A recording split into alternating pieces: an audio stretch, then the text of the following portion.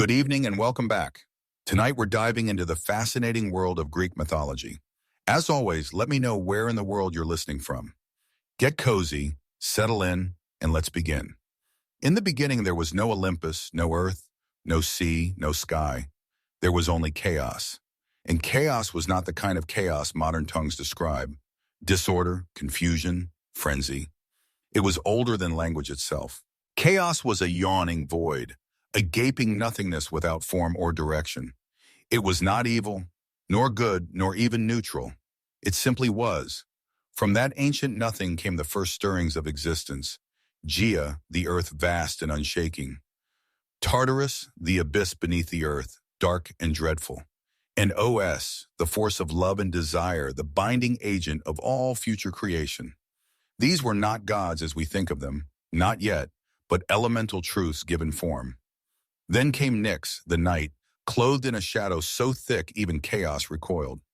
She was followed by Erebus, the darkness of the underworld, who would dwell beside her in that early silence. From the union of night and darkness came Ether, the pure upper air breathed by the gods, and Hera, the day, who from the beginning was fated to chase her mother endlessly across the sky. Thus, the cycle of night and day was born not through science, but through myth, through a family of strange, invisible titans who lit and dimmed the sky with each passing hour. Gaia, the earth herself, did not lie idle. She was patient and fertile, and from her own body she brought forth Uranus, the sky vast and star-strewn. He was both her son and her consort, and when he arched over her, stretching across the heavens, the world found its first shape, a domed sky above a broad and endless plain. Gaia also birthed the mountains, tall and wild, and Pontus, the sea, who surged with a will of his own before ships or sea monsters ever touched his waters. Together, earth and sky became the first great pair, and their union brought forth the Titans, the first generation of powerful beings who would rule the cosmos long before Zeus and his kin rose to power. There were 12 Titans in all, 6 sons and 6 daughters, each vast and elemental in their own right. Oianos, the encircling river. Hyperion, the lord of light. Kois, the inquirer. Kus, the constellation bearer. Ipetus, the ancestor of men. And Cronus, youngest and most cunning. Among the daughters, Thea, shining mother of the sun and moon. Rhea, future mother of gods. Theas, embodiment of divine law.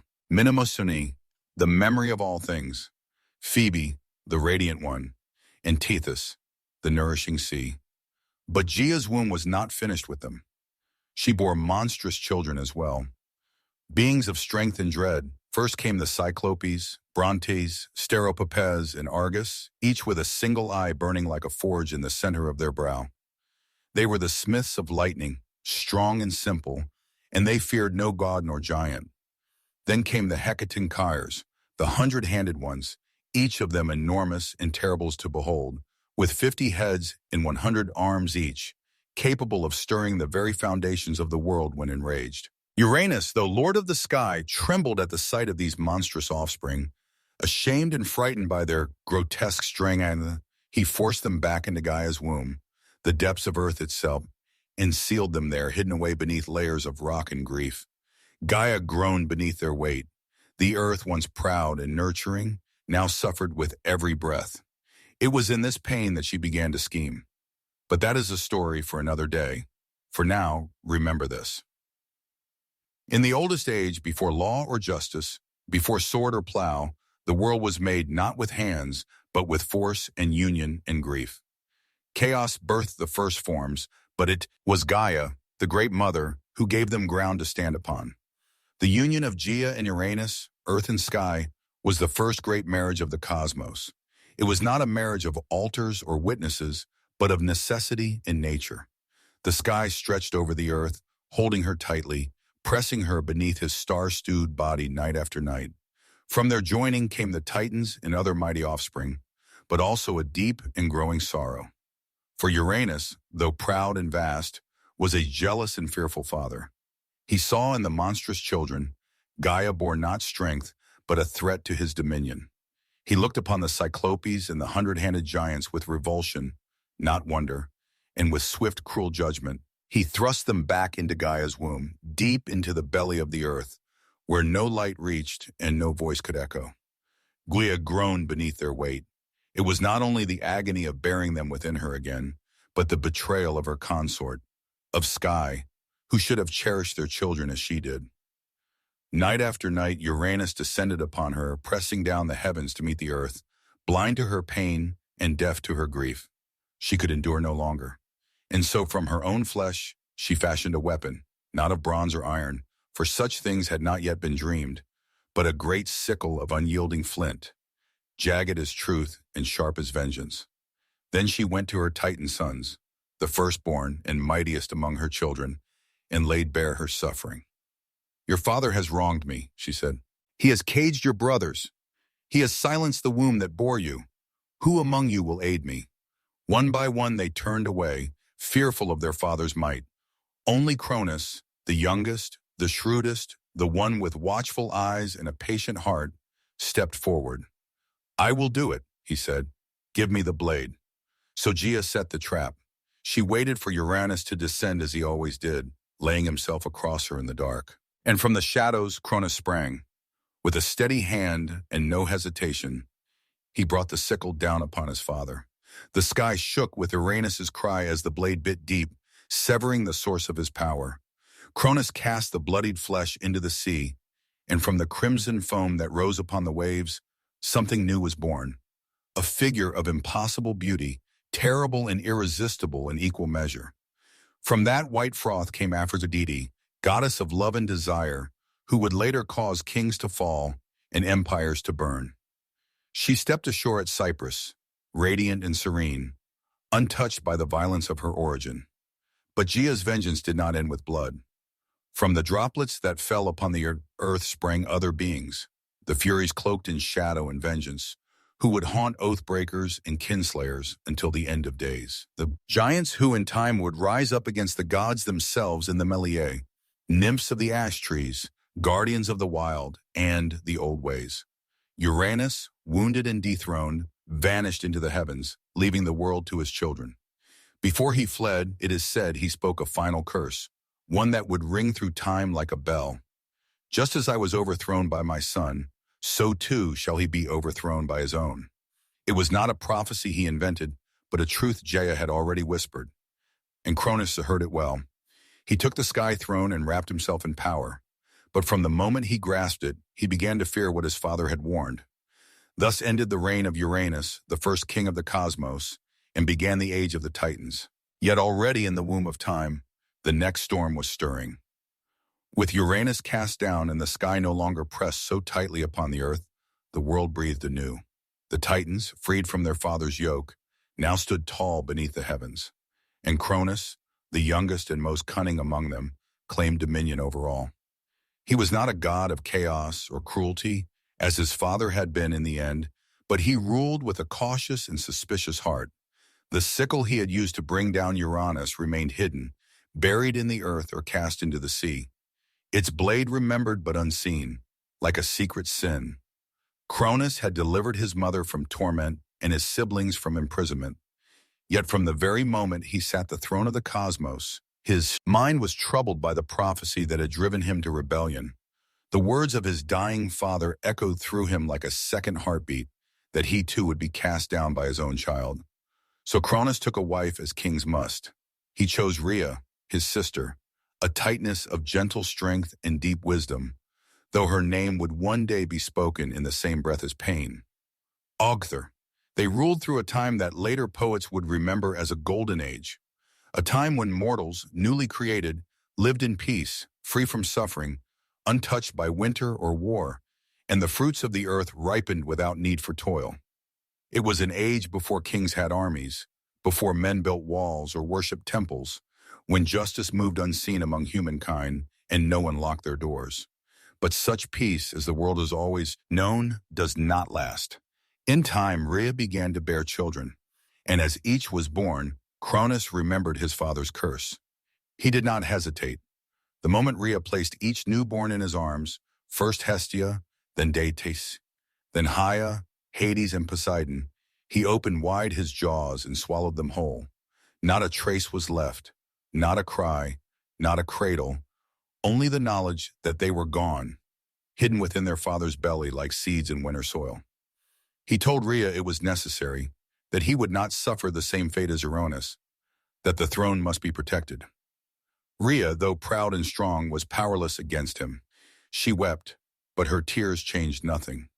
5 times she gave birth, and 5 times she lost her children to the hunger of her husband's fear. But the 6th time she resolved to act. When she felt the child stir in her womb, she did not go to Kronos. She fled instead to the island of Crete, where the mountains met the sky and deep caves opened beneath the earth. There, hidden among shepherds and nymphs, she gave birth to her youngest son, Zeus. And from the moment of his birth, Rhea knew he was different. His cry shook the trees. His eyes opened before his first breath. And when he grasped her finger, he held it with the strength of fate itself. To deceive Cronus, Rhea wrapped a stone in swaddling cloth and presented it to him with trembling hands. He swallowed it greedily, thinking the danger had passed. But beneath Mount Ida, the infant Zeus was nursed in secret. He was guarded by the Curites, warriors who danced and clashed their shields to drown out the sound of his cries, and fed by the goat Amalpha, whose milk gave him strength beyond measure. And as Zeus grew, so did the storm that would one day break the world. Yet for now the age of Cronus held. The sky was high, the earth was green, and the Titans ruled from their thrones, oblivious to the gathering wind. But deep within Cronus, 5 children stirred in the dark.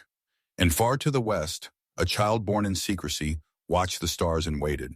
In the hidden folds of Mount Ida, where the air was thin and the wind whispered ancient names through stone and pine, Zeus grew to manhood.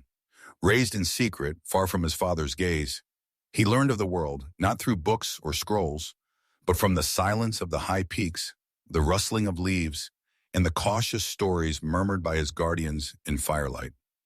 He drank the milk of the divine goat Amala, who had nourished him from birth and from her broken horn. Torn by accident or omen was born the cornucopia symbol of endless bounty. When Amala died, Zeus hung her hide among the stars in her honor, and her memory became part of the sky he would one day command. But he was not born to stargazing or solitude. The blood in his veins was thick with prophecy, and his bones carried the weight of rebellion.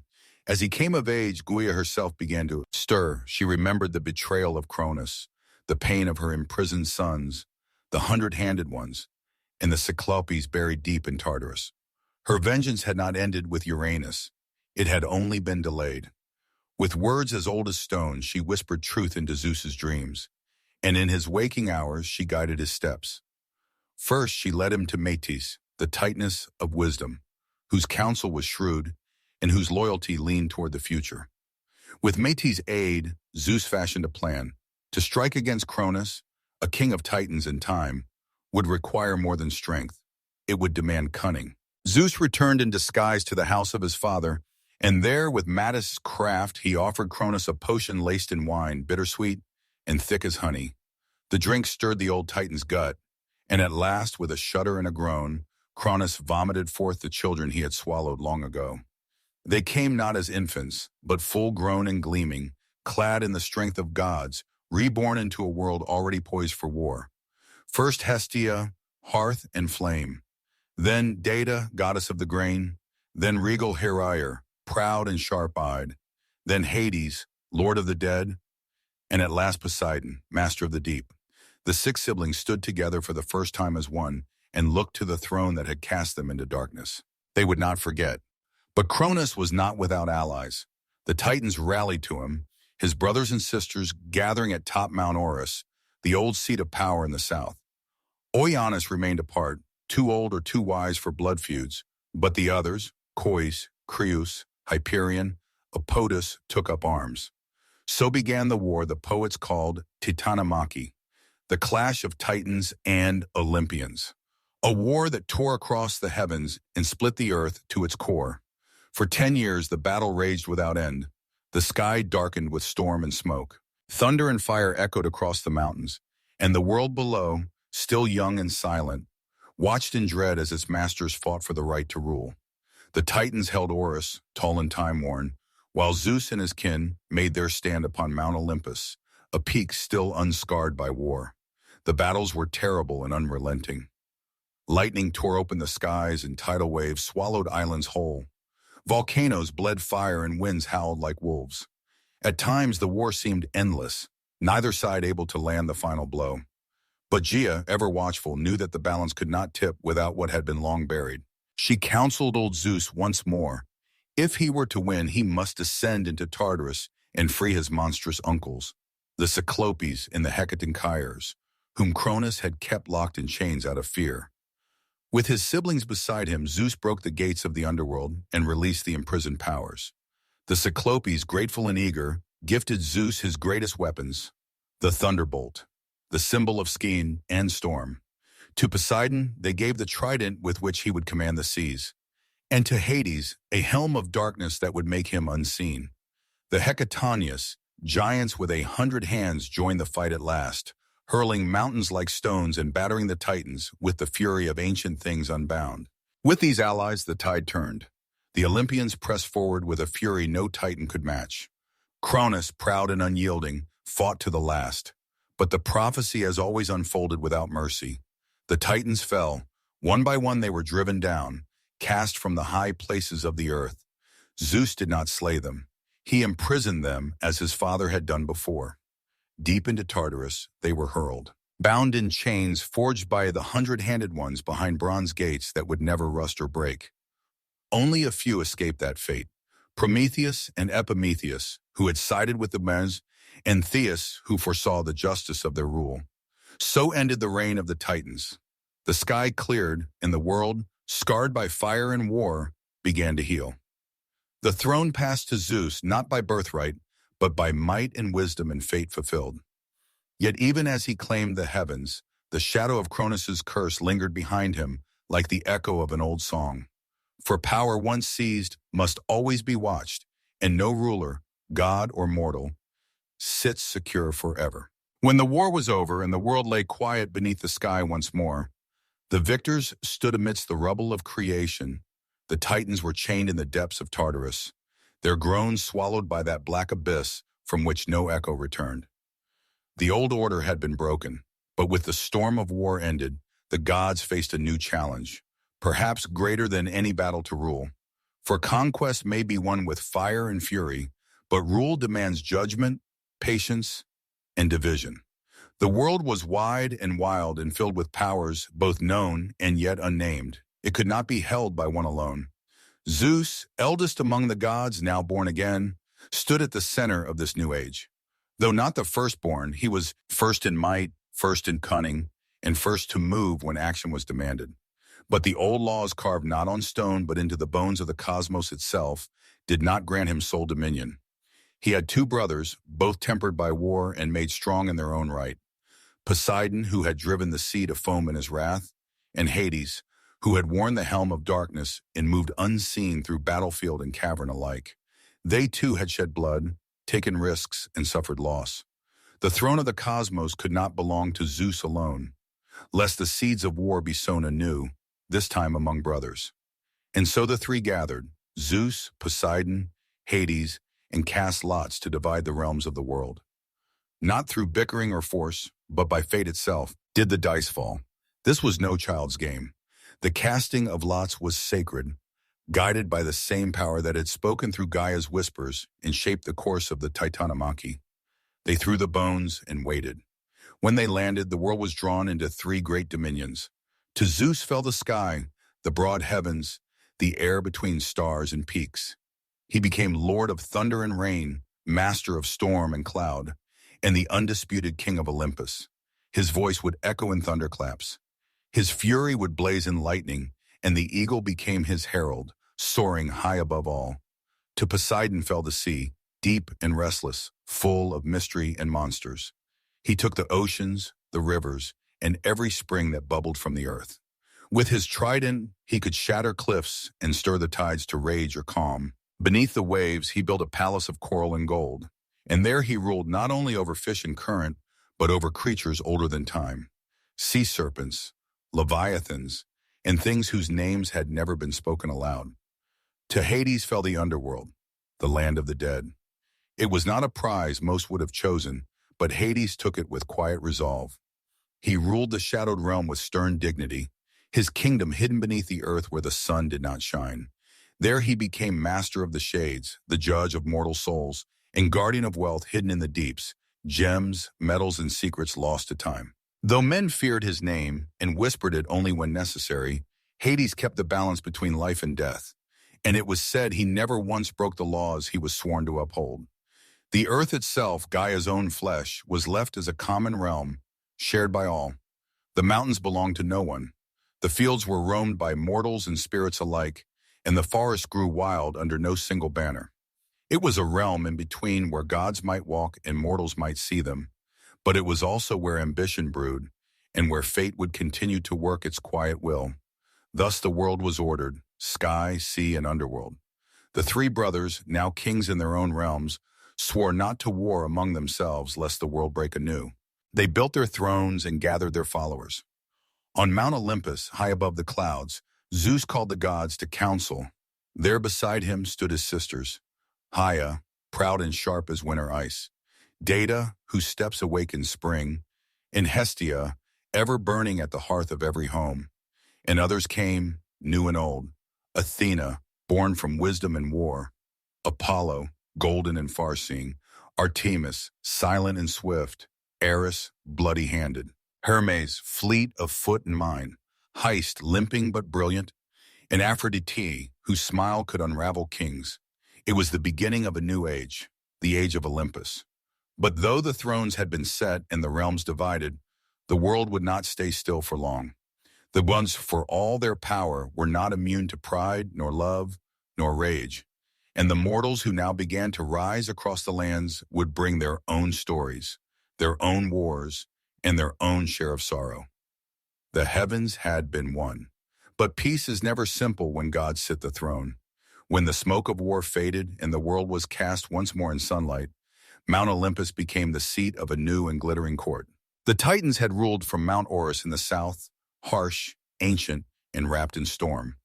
But Olympus, in the north, stood higher still, its summit crowned in cloud and crowned in myth. The mountain was not merely a place, but a threshold, a place where sky met stone, where the mortal world ended and the divine began. It was here that Zeus, having claimed the heavens by fate and force, gathered the new pantheon of gods. The Olympian court did not mirror mortal kingdoms. There were no brick-paved roads leading to its gates, no heralds announcing guests, no armies stationed at its base.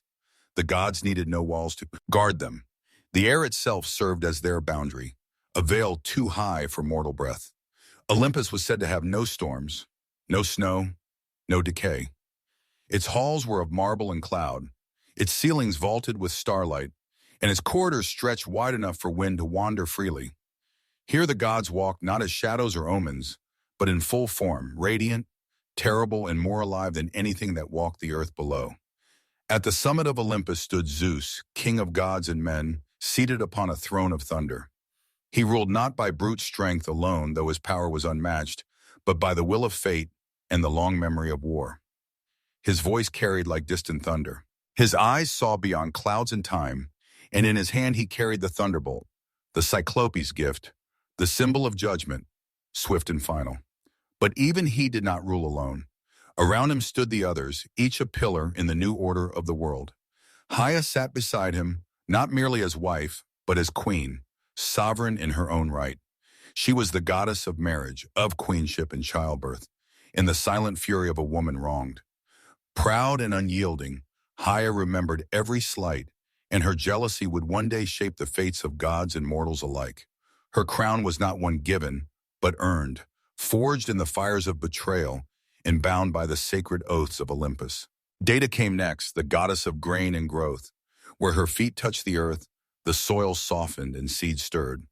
Her presence brought harvest and plenty, and without her, the fields grew barren. She did not sit high among the thunder and marble, but walked often in the world below, watching over the plowmen and mothers who whispered her name at dawn. She was older than most, quieter than many, but none doubted her power. Then there was Hestia, goddess of the hearth, the firstborn of Cronus and Rhea, and the last to be freed from her father's belly. She asked for no temple, no grand myths, no wars or lovers. She tended the eternal flame in the center of Olympus and watched over every home and hearth on earth. Her power was gentle but ever present, for as long as fire burned in a household. Hestia lived there too. The younger gods came in time, some born in Olympus, others delivered by strange means. Athena was first among them, born not of womb but of wisdom. When Zeus swallowed Mattis, fearing her unborn child would surpass him, he thought the matter ended. But Mateus did not die. She lived within him, whispering, scheming, crafting knowledge in the dark. One day Zeus groaned in agony, and with a blow to his skull, Athena sprang forth, fully grown, clad in bronze, spear in hand. Her eyes clear and sharp as flint. She became goddess of wisdom, strategy, and just war. A virgin warrior with no patience for frivolity. Apollo and Artemis came next. Twins born of Leto, a Titaness who wandered long and weary to find a place to give birth. No land dared offer her sanctuary, for Hera's wrath was vast and vengeful. At last the floating island of Dos accepted her, and there she bore her children. Apollo, golden-haired and bright, became the god of light, prophecy, music, and healing. His sister, Artemis, swift and silver, was goddess of the hunt, of wild things and moonlight. Together they marked a new generation of gods, restless, radiant, and intimately tied to the mortal world. Then came Ares, god of war and slaughter, son of Zeus and Hera, but beloved by neither. He was strength without discipline, rage without cause, and though his name was feared, he was not often honored. War followed him like a shadow, and he gloried in its chaos, but he was often bested by cunning and wisdom. His opposite was Histus, the lame god of the forge, master of craft and flame. Born of Hera alone, or thrown from Olympus by Zeus, both tales are told. He found solace in metal, building wonders with hammer and fire. From his hands came armor, palaces, and automatons. Though limping and twisted, he was among the most indispensable of the gods. Aphrodite, goddess of beauty and desire, arrived not by birth, but by foam, born of Uranus's severed flesh cast into the sea. She rose from the surf at Cyprus, as beautiful as she was dangerous. Love, lust, jealousy, and ruin followed her wherever she went. Even Zeus could not command her fully. She bound gods and mortals alike with a glance, and though she smiled often, it was never without consequence. Hermes, the trickster and herald, came last of this early court. Son of Zeus and the nymph Maia, he moved swiftly between worlds, winged sandals at his feet and a mischievous grin on his lips. He stole Apollo's cattle on the day of his birth, sang a song to cover the theft, and made himself indispensable before he could walk.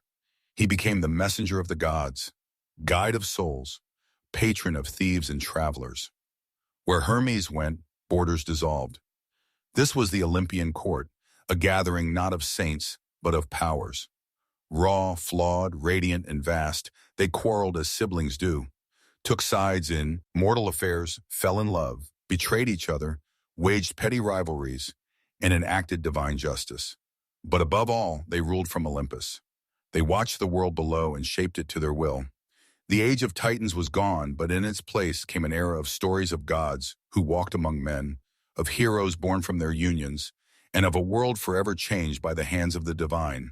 The world had its rulers now, but peace, as ever, was a fragile thing, and fate had not yet spoken its last word. Long before men raised cities of marble or carved their prayers into stone, there were no humans upon the earth. The gods ruled alone, their courts high upon Olympus, their domains vast and varied. The world beneath them was green and wild, teeming with beasts and silent mountains. But there were no hands to till the soil, no voices to sing to the stars, no fire to warm the night. It was Prometheus, a titan of the old blood, who first imagined the shape of man. He was no friend to Cronus, nor was he ever counted among those chained in Tartarus. During the War of the Titans, Prometheus had sided with Zeus, not out of love or loyalty, but out of foresight, for he bore the gift of prophecy, and he knew which way the storm would break. Prometheus's name meant forethought, and it suited him. He was brother to Epimetheus, whose name meant afterthought, and never was a pair of brothers more different. Where Epimetheus acted in haste and repented in leisure, Prometheus saw farther, thought longer, and questioned the justice of every decree, even those issued by the king of the gods himself. He walked the line between Titan and Olympian, old world and new, a creature of reason in a cosmos ruled by passion and power. It was he who first shaped mankind. Some say he sculpted them from clay beside the banks of a river, his fingers smoothing mud into limbs, his breath giving them life. Others claim he molded them in the image of the gods, upright and thoughtful, gifted with the spark of invention. But however it happened, the first men were made, and they were weak, soft of skin, slow of foot, clawless, fangless, and lacking in both fur and fire.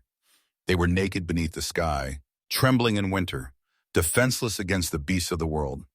Prometheus looked upon them and pied them. He went to Olympus and asked that man be given a gift, something to help them survive, something to raise them above the level of animals. But Zeus refused. He saw in mortals not promise, but peril.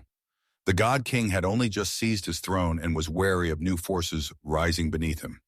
Let them live, he said, but let them fear. Let them know their place beneath the gods. Fire, he declared, was the privilege of immortals. The hearth flame of Hestia, the thunderbolt of Zeus, the forge of Hystas, these were not for mortal hands. But Prometheus, stubborn and just, did not yield. In secret, he climbed to the heavens, stole a flame from the forge of Hephaestus, and hid it in a hollow fennel stalk. Carrying it down from Olympus, he gave it to man. For the first time, fire crackled beneath the stars. Smoke rose in spirals above the treetops. Light pushed back the darkness. With fire came warmth, safety, cooking, metal, language, craft. Humanity, once cold and voiceless, began to build. And with fire came defiance too. Zeus was not long in discovering the theft. His fury was terrible. To punish mankind, he commissioned the gods to create a gift, though it was a curse in disguise. Hephaestus shaped her from clay, a woman of perfect beauty. Aphrodite gave her charm, Hermes gave her cunning, and Athena clothed her in silver raiment.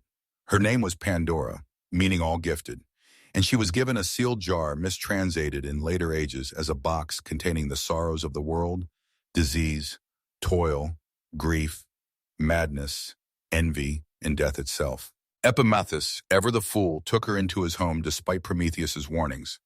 And when Pandora, driven by curiosity, the final gift of the gods, opened the jar, the evil spilled out into the world like smoke from a fire too long confined. Mankind, who had known peace in their brief golden youth, now found themselves hunted by fate. Hunger gnawed at their bellies. War bled them dry. Age stooped their backs. Only hope remained inside the jar. Some say by accident, others say by design, a flickering light amid the gloom. But Prometheus's punishment had not yet come. For the crime of defying Olympus, Zeus ordered him chained to a mountain at the edge of the world. Some say the Caucasus, others say a place lost to myth. There he was bound in adamantine chains, unbreakable and eternal. Each day an eagle born of Typhon, or sent by Zeus, would descend and feast upon his liver. Each night it would grow back, and each morning the torment would begin again. He was immortal, and so the suffering could not kill him. He endured it for generations. Long after kingdoms rose and fell, long after men forgot the gods who made them. And yet, even in chains, Prometheus did not repent. He knew a secret, a truth Zeus feared above all, that one day the king of the gods would fall, not by blade or rebellion, but by his own seed. It was this knowledge that protected Prometheus. For Zeus could not destroy him without first uncovering the name of the woman who would bear his doom. So the Titan waited, bound but unbowed, as men lit fires in the dark and told stories of the one who had dared to steal from the gods. The gods, for all their glory, were not alone in shaping the world. Beneath Olympus, on the soil that drank the rain and felt the sun's warmth, mankind struggled, rose, and fell again and again. Their lives, short and flickering beside the long memories of the immortals, still left a mark. And though Zeus ruled the skies and Poseidon stirred the seas, it was the deeds of mortals that filled the earth with both beauty and sorrow. The poets who lived after would look back on this long, winding journey and see not one mankind, but many, each born into its own era, marked by the blessings and punishments of the gods. It was Hesi, the Boeotian farmer and poet, who first set these ages into words, dividing the long march of human existence into 5 distinct epochs: gold, silver, bronze, heroic, and iron. Each was less than the one before, save one In the beginning, there was the Golden Age, and it was unlike any time that followed. It came during the reign of Cronus, before the gods had learned to fear rebellion, and before the earth bore the weight of iron or war. In those days, men lived like gods themselves, free from pain, untouched by age, and unburdened by toil. The earth gave forth her bounty without coaxing, offering harvests in every season. There was no need for laws or swords, no need for kings or coins. These early mortals knew no hunger, no sickness, no grief. When their time came, they did not wither or suffer, but did it as if falling into sleep. Their spirits becoming guardians, pure and watchful, wandering the world as kindly daimones, protectors of justice and peace. Theirs was a life of harmony, and theirs was the closest any mortal would ever come to Eden. But the Golden Age passed as all golden things do. With the fall of Cronus and the rise of Zeus, the Silver Age dawned, a time of beauty dimmer and souls less noble. These mortals grew tall and strong, living long lives, but they lacked the wisdom and restraint of the golden race. They lingered in childhood for 100 years, ignorant and pampered, only to grow into violent, arrogant men who refused to honor the gods or heed their decrees. They built no temples, gave no offerings, and mocked the laws of Olympus. For this, Zeus struck them down. Their spirits did not become guardians or watchful daimons, but faded into the underworld, pale and forgotten.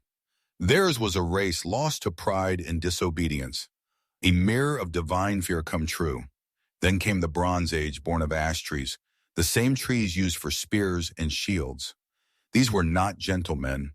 They were creatures of war, mighty and hard, their very flesh said to be forged from bronze. Their homes were bronze, their tools were bronze. Their hearts seemed cast from the same metal. They lived for battle and died by it, sowing the world with blood and ash.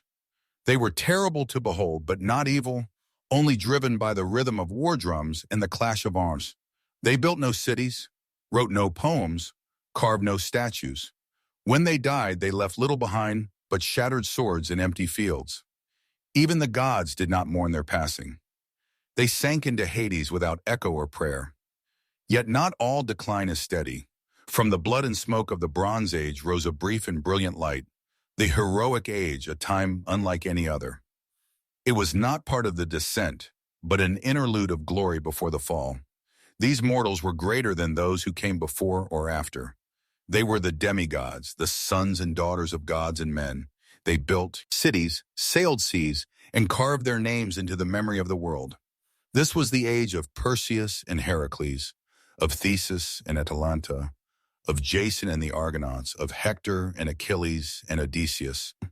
They fought great wars against monsters, against foreign kings, and finally against each other at Troy. Many died young, and many more died forgotten. But their stories lingered, carried in song and stone, in epics and prayers. Some were granted a place in the Isles of the Blessed, far beyond ocean's edge, where heroes dwell in peace and sunlight forever. The heroic age did not last, but while it burned, it lit the world.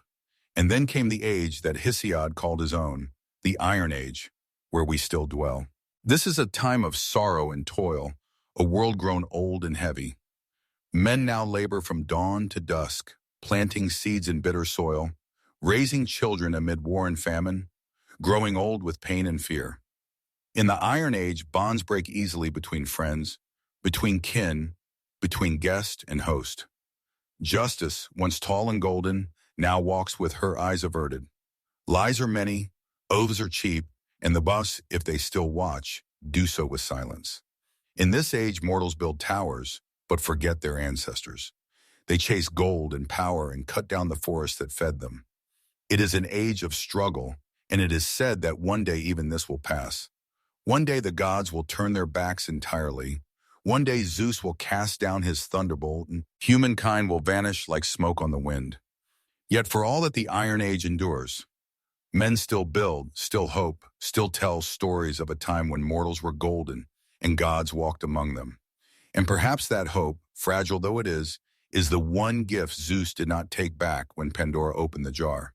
In the waning light between the age of gods and the age of men, there came a generation of mortals unlike those before or after. Men born not from clay alone, but from divine blood and mortal wombs, shaped by both Olympus and earth. These were the heroes. Their lives were brief, their fates often cruel, but their names would echo through time like the rumble of a distant storm. Among the first and greatest of them was Perseus, slayer of monsters, founder of dynasties, and by blood and deed, the forerunner of all. Who would wear a hero's crown? Perseus's tale begins not in battle, but in prophecy and fear. His mother, Danae, was a princess of Argos, daughter to King Acreus. The king, like all kings of that age, feared what he could not control. An oracle warned him that his daughter would bear a son destined to kill him. Such prophecies in myth, as in life, cannot be bribed or reasoned with. So Acreus did what kings so often do when faced with the truth they fear. He sought to destroy the cause. He locked Danae in a tower of bronze beneath the earth, a room sealed against time and men alike. But the priests, as they often did, laughed at mortal precautions. Zeus, in the form of golden rain, slipping through cracks no wall could keep, and fell upon Dan in her solitude. From that union Perseus was conceived. When Acreus discovered the child, he dared not spill royal blood directly, for even tyrants fear the wrath of the gods. Instead, he placed Danae and her infant son into a wooden chest and cast them into the sea, trusting Poseidon or chance to drown them. But the sea is as fickle as fate. The chest did not sink, but drifted across the wine-dark waves to the island of Seriphos, where a humble fisherman named Dictys drew it ashore. He took them in, raised Perseus as his own, and in time the boy grew tall and strong, with the bearing of kings and the eyes of storms. But peace is never a long compion to those who carry destiny. The ruler of Seriphos, King Polyctes, took notice of Danae's beauty and desired her. Perseus, grown into manhood, stood between his mother and the king, a wall of defiance. Polyctes, unable to strike the son without dishonoring himself, chose cunning over strength. He announced a false marriage, some say to Hippodamia, and demanded that all men of the island offer him a gift. Perseus, without gold or horses, boasted that he would instead bring the king a greater prize, the head of Medusa, the mortal Gorgon, whose gaze could turn flesh to stone. The task was cruel, and Polyctes knew it. No man who had sought Medusa had ever returned. She was one of 3 Gorgon sisters, born of ancient sea deities, hideous and winged, their heads wreathed in snakes, their eyes cursed. Only Medusa was mortal. Her sisters were immortal, and none could be approached without peril. But the gods, who watched the world with curious eyes, favored Perseus. Athena, born from her father's head and never one to forget a slight. Medusa, after all, had once been a maiden in her temple until Poseidon's violence and pride had defiled it, lent her shield to the young hero. It was polished like a mirror, and in its reflection, one could look upon a Gorgon without meeting her gaze. Hermes, swift and shrewd, gave him a curved sword and winged sandals to fly, and directed him to the Graea, the Grey sisters who shared a single eye between them and knew the secret path to the Gorgon's lair.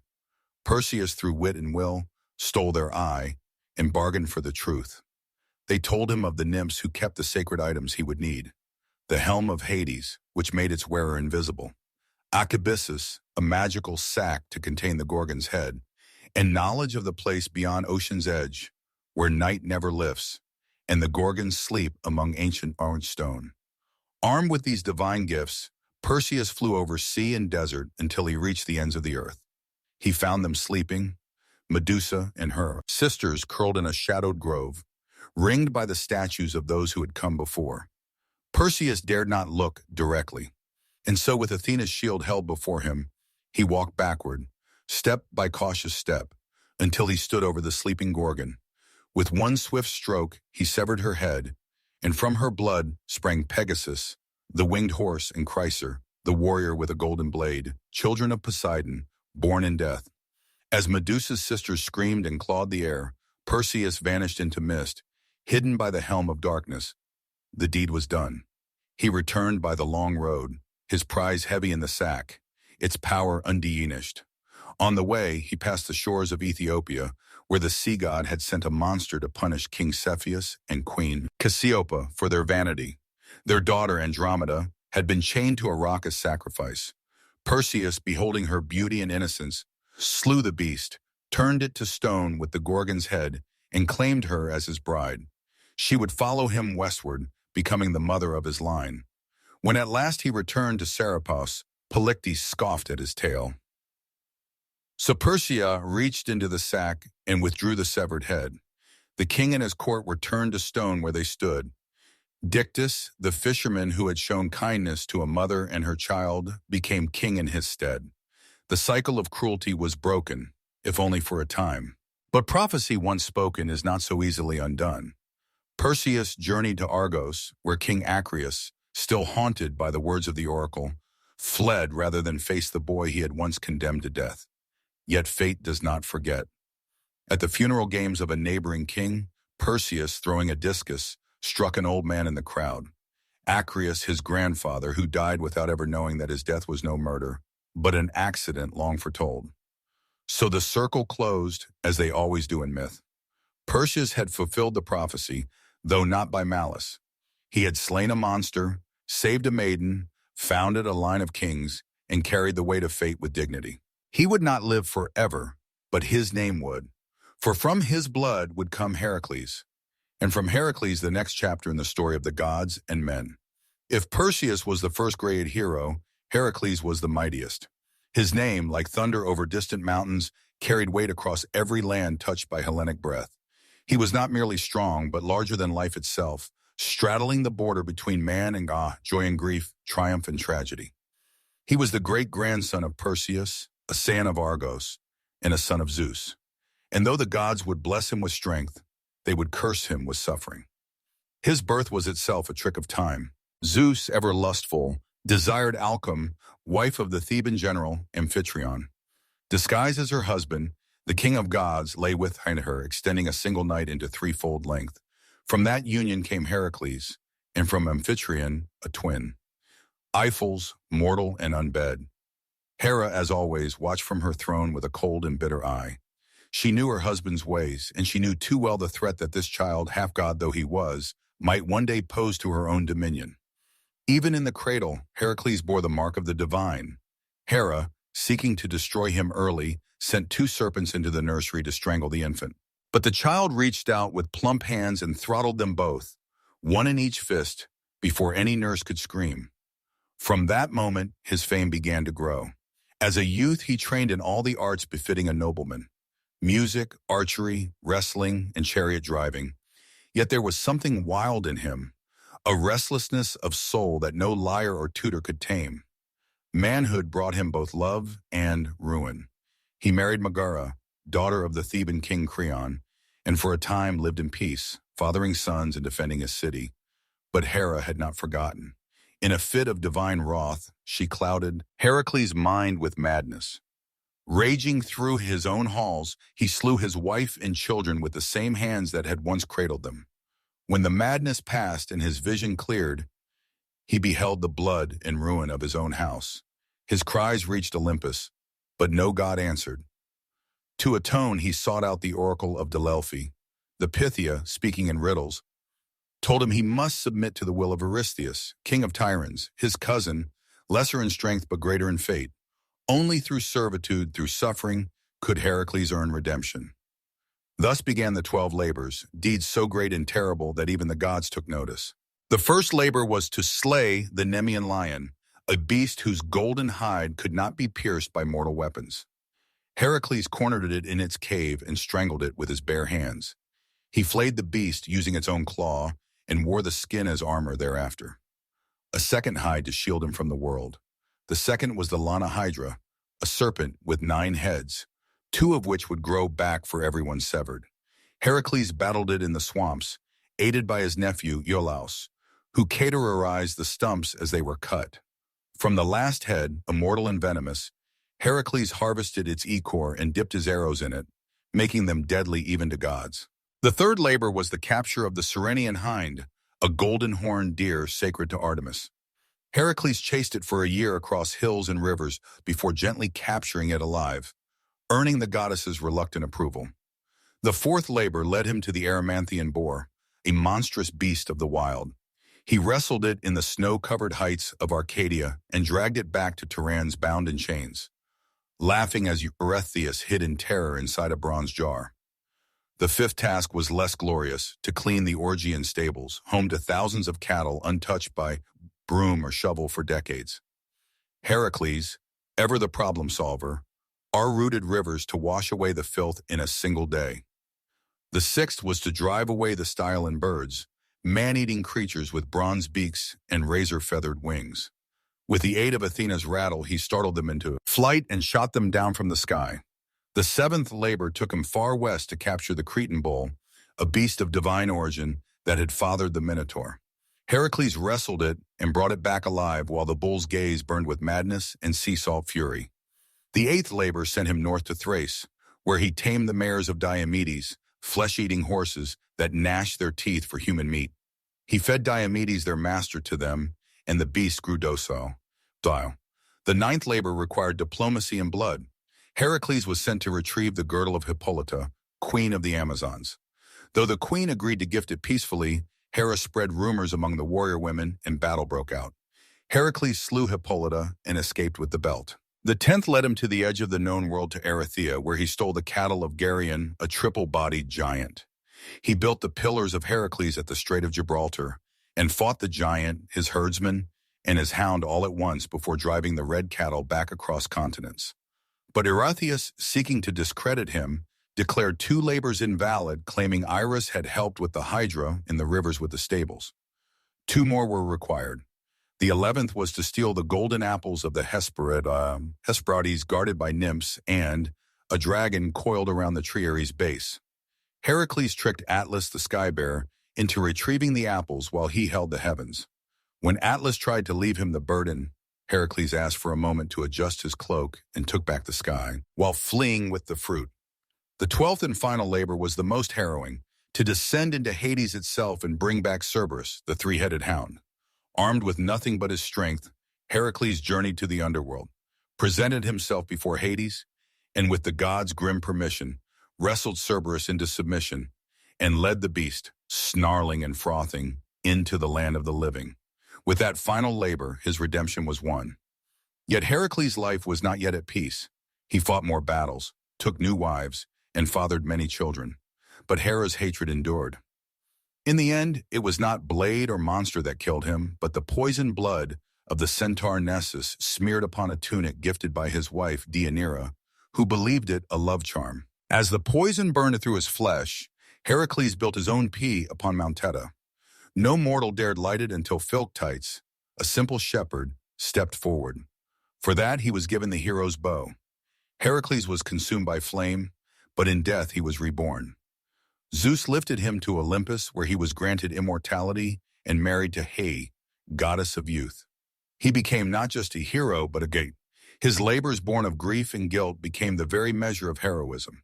Where others were remembered in story, Heracles was remembered in shrines, in games, and in the hearts of men who, though mortal, dared to dream of greatness. If Heracles was the greatest of Greek heroes, then Theseus was the most political, the most cunning, the most human. He was not merely a slayer of beasts or a breaker of curses. He was a builder of cities, a weaver of laws, and the founding spirit of Athens, the city that would one day name itself the cradle of civilization. His story is tangled with myth and memory, with the thunder of heroes and the whisper of politics. In him lived both brute strength and bright reason, the dual spirit of a nation that worshipped Athena with spear in hand and olive branch on the brow. Theseus was born of 2 fathers, King Aegus of Athens and Poseidon, god of the sea. His mother, Aethra, lay with both on the same night, one mortal, one divine. From this double union came a boy of destiny, raised far from Athens in the city of Troan, unaware of the great blood in his veins. Before leaving, Aegus had hidden a sword and sandals beneath a heavy stone, telling Aethra that when the boy was strong enough to lift the stone, he would be ready to claim his birthright. In time, Theseus grew tall and sharp-eyed, restless in his limbs and mind. At 16, he moved the stone with a grunt and a grin and took up his father's tokens. Many would have traveled the easy road to Athens by sea, but Theseus chose the land route, the longer, more perilous way, for he believed that true kingship must be earned, not inherited. And so began the 6 labors of Theseus, not vast or godlike Heracles' trials, but earthy and intimate, each a monster of the road, a terror to the common man. He defeated Periphas, the club-bearer, taking his weapon as a symbol. He slew Sinis, who tied travelers to bent pine trees and tore them in two. He pushed Siren from the cliffs into the sea, ending the reign of a man who forced passers-by to wash his feet, only to kick them to their deaths. He overcame Tertian the wrestler by outmatching brute force with technique, and Procrustes, who made beds fit travelers by stretching or cutting them, found his own death in the same iron frame. Theseus did not just survive. He cleaned the land as he passed through it, paving the way for Athens itself to rise. When he arrived in Athens, King Augeas did not recognize him. The Queen Meda, now wife to Augeas and still seething with old sorceries, saw the threat in the boy and urged the king to poison him. But Theseus presented the sword and sandals, and at the last moment Augeas cast the cup aside, embracing his son before all the court. Joy, of course, never lingered long in myths. Trouble was already stirring in the east. For years, Athens had suffered under a bitter tribute. In a war with the island of Crete, Athens had been defeated, and as punishment, King Minos demanded 7 young men and 7 maidens be sent every 9 years to feed the Minotaur, a monstrous half-man born of lust and vengeance, kept in a twisting labyrinth beneath the palace at Knos. This creature had been born from Minos's pride. When Poseidon sent a bull from the sea, Minos was meant to sacrifice it, but instead he kept it for himself. In punishment, the gods cursed his wife, Pasea, to fall in love with the beast. From their unnatural union came the Minotaur, mysterious, horned, and violent, a living shame sealed away in the maze designed by Daedalus, the great inventor. Theseus, learning of the tribute, volunteered himself among the chosen. He would go not as a lamb to slaughter, but as a hunter into the lair. Before departure, he promised his father that if he succeeded, he would return with white sails upon a ship. If he failed, the sails would remain black. Upon arrival in Crete, fate turned again. Ariadne, daughter of Minos and half-sister to the Minotaur, saw Theseus and loved him. She gave him a gift, a ball of thread, a clue, and the secret to the labyrinth's winding paths. That night, Theseus entered the maze. In its dark coils, where stone turned endlessly into stone, he found the beast. They fought without words, one prince against one nightmare. Theseus, armed with skill and a sharpened blade, struck the creature down, then followed the thread back into the light. He fled with Ariadne and the freed Athenians sailing into the Aegean. Yet love in Greek stories is never simple. On the island of Naxos, Theseus abandoned Ariadne. Some say Dionysus claimed her for his own. Others say Theseus feared what a Cretan bride might mean for an Athenian throne. She woke alone and wept beneath unfamiliar stars. Theseus continued home, but in his sorrow or forgetfulness, he failed to change the sails. From the cliffs of Athens, King Aias saw black on the horizon and believed his son dead. Grief-stricken, he leapt into the sea, which still bears his name, the Aegean. Now King Theseus did not rest. He unified Attica, the region around Athens, binding its villages into one city-state. He established festivals and games, temples and laws. He was a hero of governance as much as of combat. He ventured again and again into myth, fighting alongside Heracles against the Amazon, journeying to the underworld with Pirate House, his reckless friend, to steal Persephone herself from Hades. That journey ended in failure. Pyrrhus was swallowed by the earth, and Theseus was trapped upon the chair of forgetfulness, his memory eroded by the air of death. Only Heracles on his own journey tore him free. But time as ever turns. In the end, the Athenians, tired of kings and haunted by new heroes and new philosophies, drove Theseus into exile. He fled to the island of Skyros, where he was betrayed by a jealous king and cast from a cliff. His bones would later be retrieved by the Athenians and buried in honor. But at the time of his death, he was alone. No crowd, no crown, no chorus. And yet his legacy endured. Where Heracles symbolized the strength of the body, Theseus embodied the strength of the palace, the city, the law, the people bound by more than blood. Athens would rise on his shoulders, and though it would worship Athena, it would remember the king who built its bones. Long before Troy burned, and long after the Titans fell, there came a voyage unlike any other. A quest that crossed continents and gods, bound heroes into brotherhood, and ended in betrayal and exile. It was a tale of dragons and oaths, of kings usurped and thrones reclaimed, and at the center of it all was Jason, a prince exiled in childhood. A hero groomed not by war or prophecy, but by the long, slow fire of vengeance. His tale began in Iolcus, a coastal kingdom in Thessalon. Jason's father had been usurped by his own brother Pelus, a man who worshipped no law but power. Fearing the boy who might one day rise against him, Pelus sought to kill Jason at birth. But Asen, forewarned, sent the infant away, smuggled from court, and raised in secret by the wise centaur Chiron, who had trained Achilles, Asclepius, and other sons of fate.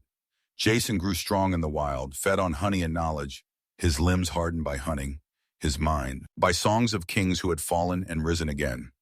Years passed. Jason returned to a man clad in a single sandal, for as he crossed the river Anarus, he had lost one in the muddy current while carrying an old woman across. The woman, of course, was Hera in disguise, testing the young hero. When he entered the city, Pelus saw the one-sandaled stranger and turned pale. For the oracle had once warned him, "Beware the man who comes with one shoe." Jason, bold but not foolish, did not draw a sword or raise a cry. He spoke plainly. He was Aeon's son and rightful heir. Pelus, too shrewd to strike openly, feigned welcome and offered a test. "If you wish to be king," he said, "then prove yourself worthy. Retrieve for me the golden fleece from the far land of Colchis. Bring back that ancient prize, and I will yield the crown." The ram had flown him across the sea, and when Phrixus reached safety in Colchis, he sacrificed the beast in gratitude. Its fleece, gold as fire, was nailed to an oak in a sacred grove, guarded by serpents and shadow, watched over by King Iotes, son of the sun god Helios. No Greek had ever gone there and returned, but Jason accepted the challenge. He summoned the greatest heroes of his time to join him, and they came not as soldiers but as volunteers, each seeking glory. Heracles came and Orpheus with his lyre. Atalanta the huntress, Castor and Pollux, the sons of Zeus, Meleager, Theseus, Zeus, and Kalala, winged sons of the north wind, 50 heroes in all. Together they boarded a ship named Argo, built by Argus under Athena's guidance. In its prow she set a piece of sacred oak from Dodona, a timber that could speak in prophecy. The ship itself was a character in the tale, whispering warnings and guiding fate. They sailed east, past shores and tempests, into legend. Their first trials were not of monsters, but of men. On Lemnos they met a land ruled by women who had slain all their husbands. There Jason lay with Hypsipyle, queen of the isle, and begot sons he would never see grown. In Thrace they encountered the blind Sir Phineus. Tormented by the harpies, who fouled his food, the winged boards drove the creatures off, earning Phineus's prophecy, a path through the deadly clashing rocks, two cliffs that slammed shut like jaws upon any who tried to pass. At Phineus's advice, they released a dove. It flew through and lost only a single tail feather. The Argo followed at full speed, and the rocks caught her stern, but just barely. From then on, the passage remained still. The sea, it seemed, respected those who dared. At last they reached Colchis, a land of fire and iron. King Iotes did not kill them on sight. Jason was a stranger, and in that ancient world strangers were sacred. But Iotes agreed to grant the fleece only if Jason completed 3 tasks. Yoke fire breathing bulls, plow a field with them, sow it with dragon's teeth, and then defeat the warriors who would rise from the soil. These were not tests of courage, but of impossibility. It would have ended there had the gods not intervened.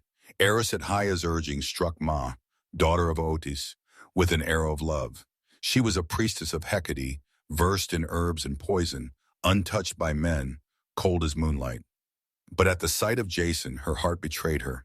She gave him a potion to shield him from flame, taught him to hurl a stone among the earthborn warriors so they would turn on one another, and at last led him to the fleece itself, guarded by a serpent that never slept. Midas sang spells, and the beast sank into slumber. Jason seized the fleece, brilliant and soft as molten gold, and fled with Medea into the dark. Hades pursued them with ships, But the lovers had bought time with blood. Medea had taken her young brother, Absyrtus, cut him into pieces, and scattered them in the sea, forcing her father to stop and gather the limbs for burial. The Argo slipped away, stained by crime and magic. Their return was a wandering past Scylla and Charybdis through lands of danger and delay. At length they returned to Iolcus, but Peleus refused to yield the crown. Meta in vengeance tricked his daughters into cutting him to pieces and boiling him alive, claiming it was a spell of rejuvenation. Horrified, the people rose up. Jason, now tainted by treachery, was exiled. He fled to Corinth, where he and Medea lived for years in uneasy peace. But Jason, ever seeking legitimacy, cast Medea aside and chose a Corinthian princess for marriage. Medea, wronged and vengeful, unleashed a fury no man could endure.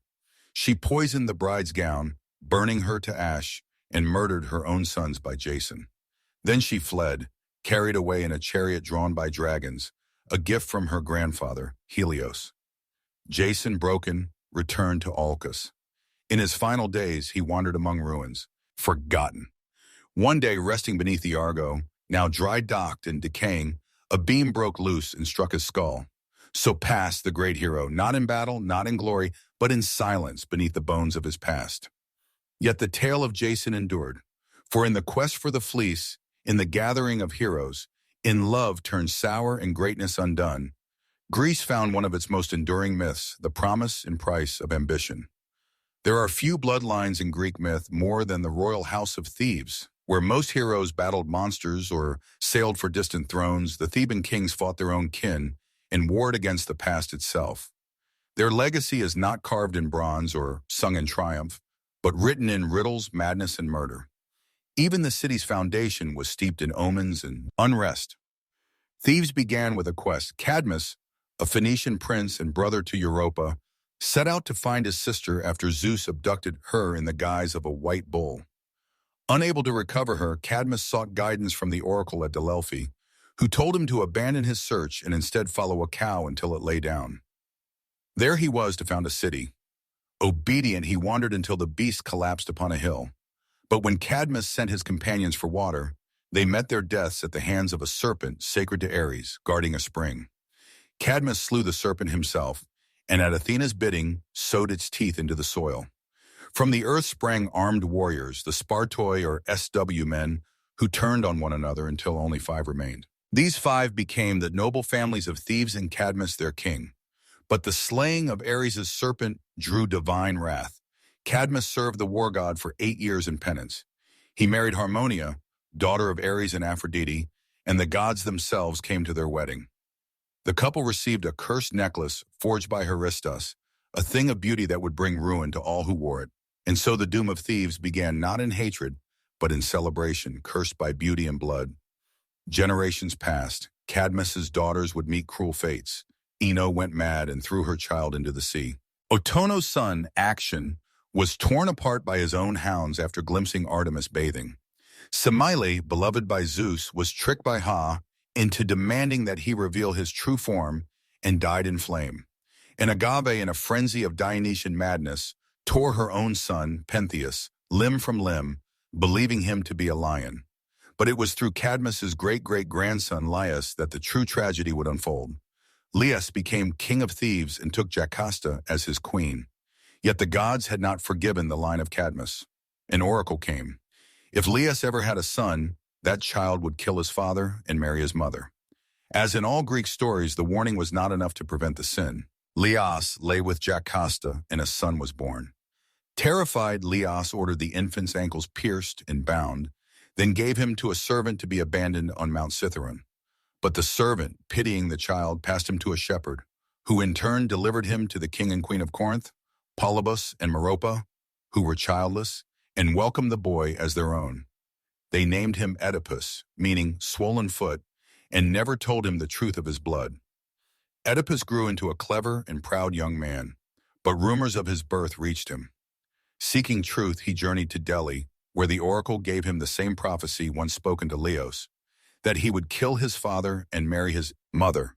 Horrified, believing Polybus and Merope to be his true parents, Oedipus fled Corinth, unwittingly running toward his fate. On the road at a crossroads near Dallas, he encountered a stranger, old, proud, and imperious. A quarrel broke out over the rite of passage, and in the heat of rage, Oedipus slew the man and his attendants, never knowing that he had just killed his true father, Laius. He continued on to Thebes, which was under siege, not by an army, but by the Sphinx, a creature with the body of a lion, wings of an eagle, and the face of a woman. She devoured all who failed to answer her riddle. What walks on 4 legs in the morning, 2 at noon, and 3 in the evening? Oedipus answered without hesitation. Man, the Sphinx defeated threw herself from a cliff. Thebes rejoiced. The city's deliverer was made king, and in gratitude, he was given the widowed queen as his bride, Jocasta, his mother. Years passed.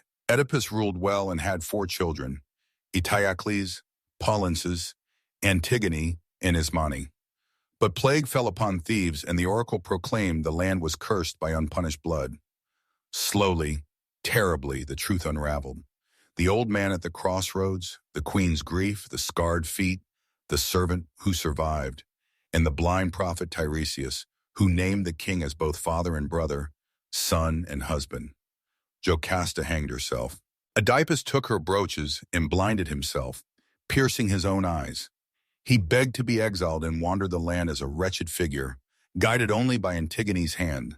In the hills near Colonus, he found sanctuary and at last a quiet death swallowed by the earth. His grave a secret kept by the gods. But his children did not escape the curse. Idols and Polynces fought for the throne. When Polynices was exiled, he raised an army from Argos and led the 7 against Thebes, a war that bathed the city in blood. The brothers slew each other in single combat at the gates. Thebes survived, but its soul was broken. Antigone, the last to carry the old honor, buried her brother despite royal decree. For this she was condemned by her uncle Creon and buried alive. The gods sent madness and death to his house as punishment. Thebes endured, but its kingship became a revolving door of ruin. The tale of Oedipus is not one of monsters slain or cities built. It is a tale of fate, of how a man may do all he can to outrun a prophecy and still run straight into its arms. It is a tragedy not born of evil, but of ignorance, of a man who sought the truth and was destroyed by it. The house of Thebes, for all its glory, was built upon the bones of serpents and riddles, and no riddle, no matter how cleverly answered, can change the will of the gods. Of all the wars that ever ravaged mortal soil, none would echo louder than the one fought for a woman's face. A war of oaths and pride, of beauty and betrayal, of gods and kings and the fall of empires. It began not with spears or fire, but with a wedding, one that all the gods were invited to, save for one. Aes, goddess of discord, was not welcome at the marriage of Pelus and Thetis. The sea nymph fated to bear a son greater than his father. In her fury, Eris cast into the feast a golden apple inscribed with 3 words that would shatter kingdoms. To the fairest. The apple was claimed by Haia, Athena, and Aphrodite, each believing herself most worthy of its gleam. To settle the dispute, they turned to a mortal shepherd prince, Paris, son of King Priam of Troy, who had been exiled to the hills after an omen foretold he would one day burn the city of his birth. The gods brought him to judgment on Mount Ida, and one by one they offered bribes. Hera promised kingship over all men. Athena pledged wisdom and victory in war, but Aphrodite, with a smile like soft thunder, offered him the love of the most beautiful woman in the world. Paris chose love, and thus Helen of Sparta, daughter of Zeus and later, wife of Menelaus, was marked. She had many suitors in her youth, princes and kings from across Oka, drawn not only by her beauty, but by the promise of bloodlines that reached Olympus. Her mortal father, King Tyndareus, feared the war her hand would spark. On the advice of Odysseus, he bound the suitors with a sacred oath that whoever won Helen, all the others would swear to defend that union, to punish any who dared violate it. The pact was made with laughter, but oaths once sealed bind more than men. They bind fate. Methuselah, brother to King Agamemnon of Mycenae, won her hand. Their rule in Sparta was just, their kingdom strong. But when Paris came to visit under the pretense of peace and guest right, Behene saw Helen and saw in her the prize Aphrodite had promised. Whether she went with him willingly or was taken remains a matter of song and shadow. The poets disagree. But when Paris sailed back across the Aegean, Helen was with him, and in that hour the war began. Menelaus raged. He called upon the oath, and all who had sworn it answered. Odysseus of Ithaca, clever and reluctant, Nestor, the old sage of Pylos, Ajax the greater, son of Telamon, towering and grim, Ajax the lesser, swift and fierce, Diomedes of Argos, brave and battle-hungry, Idomeneus of Crete, stalwart and steady. From all the corners of Hellas they came, kings, princes, and warlords. Only two held back. Odysseus, who pretended madness, sowing salt into his fields until a clever envoy placed his infant son before the plow, and Achilles, son of Thetis, who was hidden by his mother among the daughters of Lycomedes, dressed in silk to escape a fate she foresaw. But the Greeks found him Odysseus again, tricking Achilles with a spear and shield amid gifts of jewelry. And the boy chose war. They gathered at Owls, a fleet of 1,000 ships, bronze gleaming and sails like thunderclouds. But the winds did not rise. The ships sat idle and the men grew restless. The sea calculus revealed that Artemis had been offended, perhaps by a boast, perhaps by a slain stag, and that only a great sacrifice would appease her. The name he spoke was Iphigenia, daughter of Agamemnon. There are stories of lies told to bring her to Alice under the guise of marriage to Achilles, of her weeping mother, Clytemnestra, of the moment the blade fell, or of a last-moment rescue, with Artemis spiriting the girl away and replacing her with a deer. But in most tellings, the blood was real, and the gods watched as the king killed his own child for the sake of war. The winds came, the fleet sailed east, and the world changed. The Greeks set foot on Trojan shores, not as raiders, but as judgment itself. For 10 years they would camp beneath the walls of Ilium, the great city ruled by Priam, defended by his sons, Hector, noble and doomed, Paris, beautiful and weak, Deiphobus, Helenus, and the others. The gods chose sides. Hera, Athena, and Poseidon stood with the Greeks. Aphrodite, Ares, Apollo, and Artemis favored the Trojans. Only Zeus tried to stay above it, but even he would bend, pulled by fate and family. This was not yet the war of Homer's Iliad, which would begin in the 10th year. But the war itself had already begun, not merely with spears and walls, but in the burning of oaths, in the breaking of trust, in the sacrifice of daughters, and the judgment of gods. It was a war born not only of love, but of pride, of divine rivalry and mortal vanity, of old curses and deeper fears. And it would end not with victory, but with fire. By the time Homer's Iliad begins, the war at Troy has endured for 9 long years. The Greeks, those stern-faced kings who had once come roaring across the Aegean, had settled into a grim rhythm of siege and survival. What had begun in fury and fire became something colder, slower, more desperate. They built black-walled camps along the shore, hauled their ships high upon the sand, and sent out raiding parties day after day, not just to battle but to feed their armies. The war dragged on like an old wound that would not heal, and both sides felt the infection deepening. The Trojans, safe behind their mighty walls, raised, it was said, by Poseidon himself and the mortal builder Apollo had once served in penance, suffered but endured. The fields outside the city had long been razed. Their allies came from the east and north, Sarpedon of Lycia, Manon of Ethiopia, and others, bringing new life to an old cause. And yet the Greeks would not leave, not without Helen. Pride held them there as much as oaths.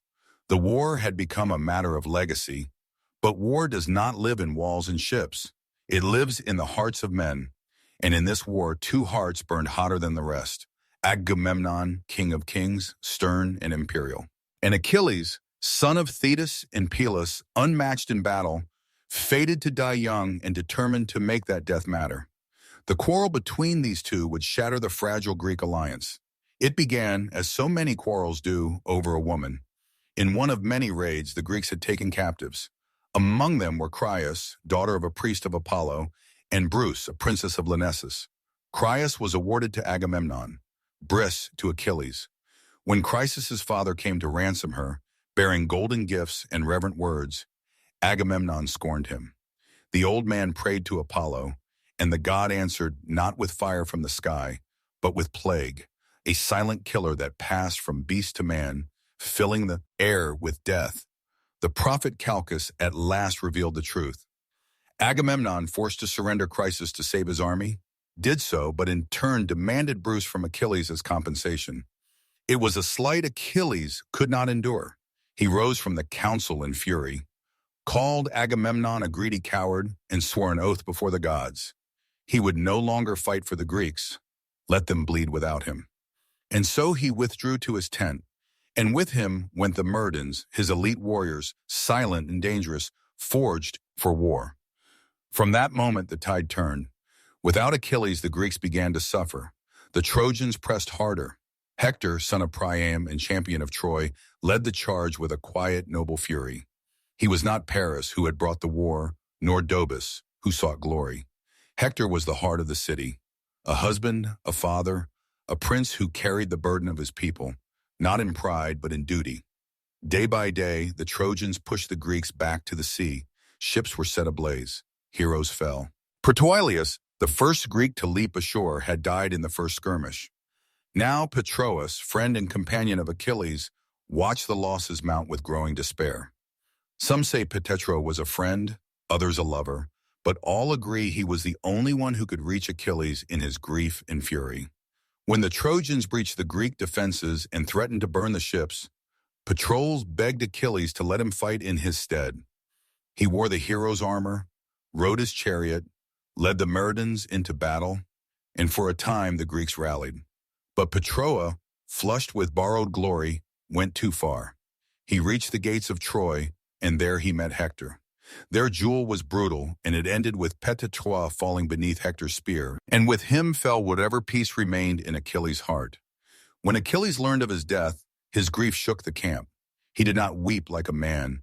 He howled like a storm god filled with rage and ruin. He returned to battle not for glory, not for oaths, but for vengeance. His mother, Thetis, brought him new armor forged by Hephaestus himself, bronze that gleamed like the sun, a shield carved with the history of the world. Then Achilles went to war. No one could stand against him. He slaughtered men by the dozen, chariots overturned, blood staining the dust. He chased Hector around the walls of Troy 3 times before they met in single combat. Hector fought bravely, but Achilles was a fire no water could quench.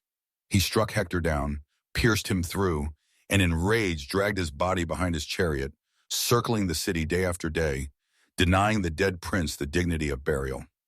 It was Priam, the old king of Troy, who brought an end to that madness. At night, guided by Hermes, he crept into the Greek camp and knelt before Achilles. He kissed the hands that had killed his son. He spoke not as a king, but as a father, and Achilles finally wept. He returned Hector's body and gave Priam safe passage. For a moment there was quiet in the war, but peace, as always, was fleeting. Achilles would not survive the war. A poisoned arrow, some say fired by Paris, others guided by Apollo, struck his heel, the only vulnerable part of him. He died in the dust, young and unmatched, and the war dragged on without him. The Iliad ends not with the fall of Troy, but with a funeral and a shared grief. Yet the war still loomed. The gods were not finished, nor were the Greeks. The wooden horse had not yet been carved. The gates had not yet opened. But the blood had been spilled, and the tide would soon turn. The war had bled the land dry. 10 years of siege had turned warriors into husks, kings into ghosts, and heroes into memories. Troy, once golden, stood behind its walls like an old lion surrounded by wolves.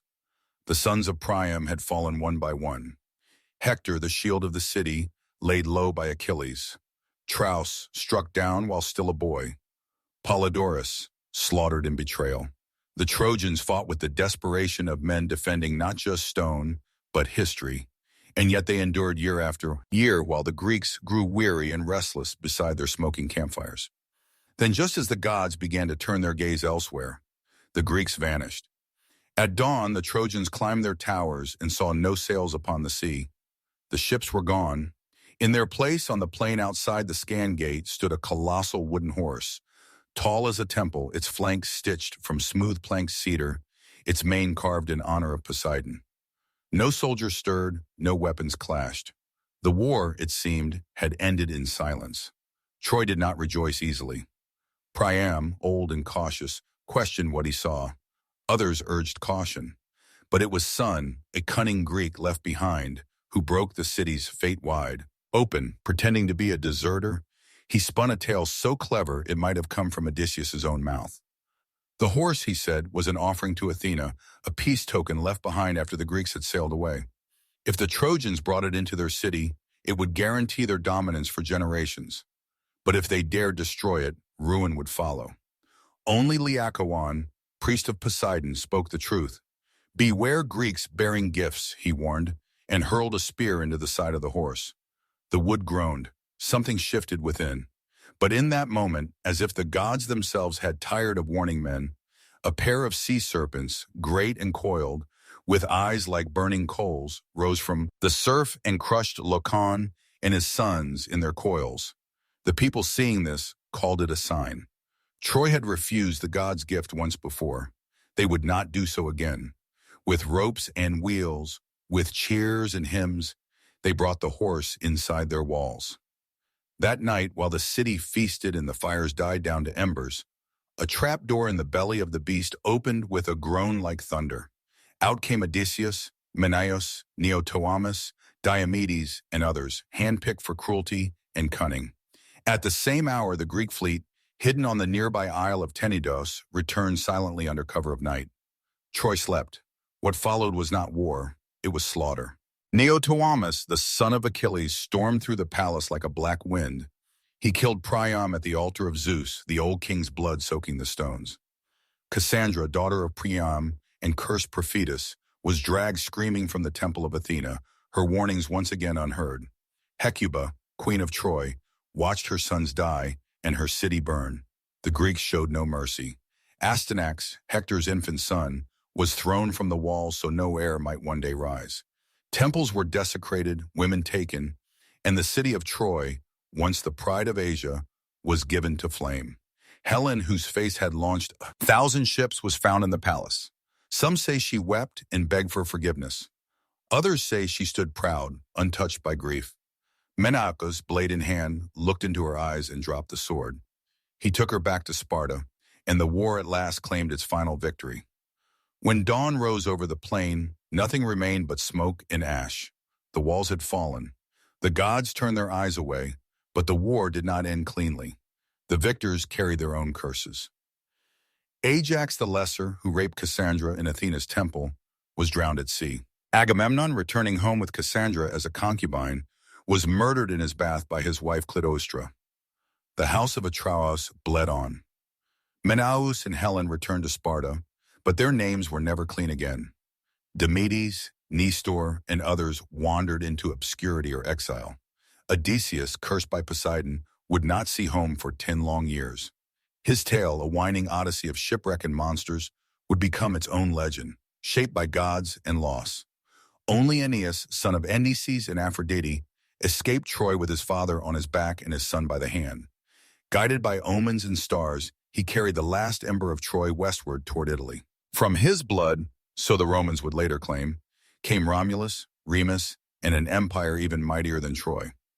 The fall of Troy was not just the end of a city, it was the end of an age, the heroic age, where men dined with gods, where glory mattered more than peace, and where fate was carved into flesh and stone.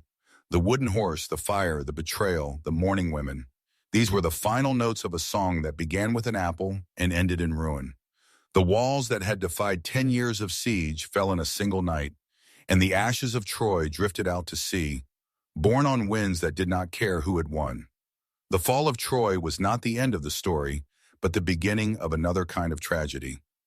One not fought in open fields or high-walled cities, but on dark seas and storm-tossed Gs, and in the crumbling halls of once proud kings. For those who survived the war, the journey home would prove far more perilous than the war itself. The kings, unappeased by the sack of Troy, turned their fury against the victors. The winds that had once carried them to war now scattered them like leaves across the face of the world. Agamemnon, the high king, returned first, or so it seemed. He sailed with Cassandra, the Trojan prophetess, taken as a concubine, and brought with him spoils, stories, and the shadow of a crime. The gods had not forgotten the sacrifice of Iphigenia, his daughter, slain to appease Artemis before the war began. And in Myne, Clytemnestra, queen, mother, and widow in all but name, had not forgotten either. She had taken a lover in Agamemnon's absence. Aegisthus, a cousin with his own score to settle, descended from the cursed house of Atreus.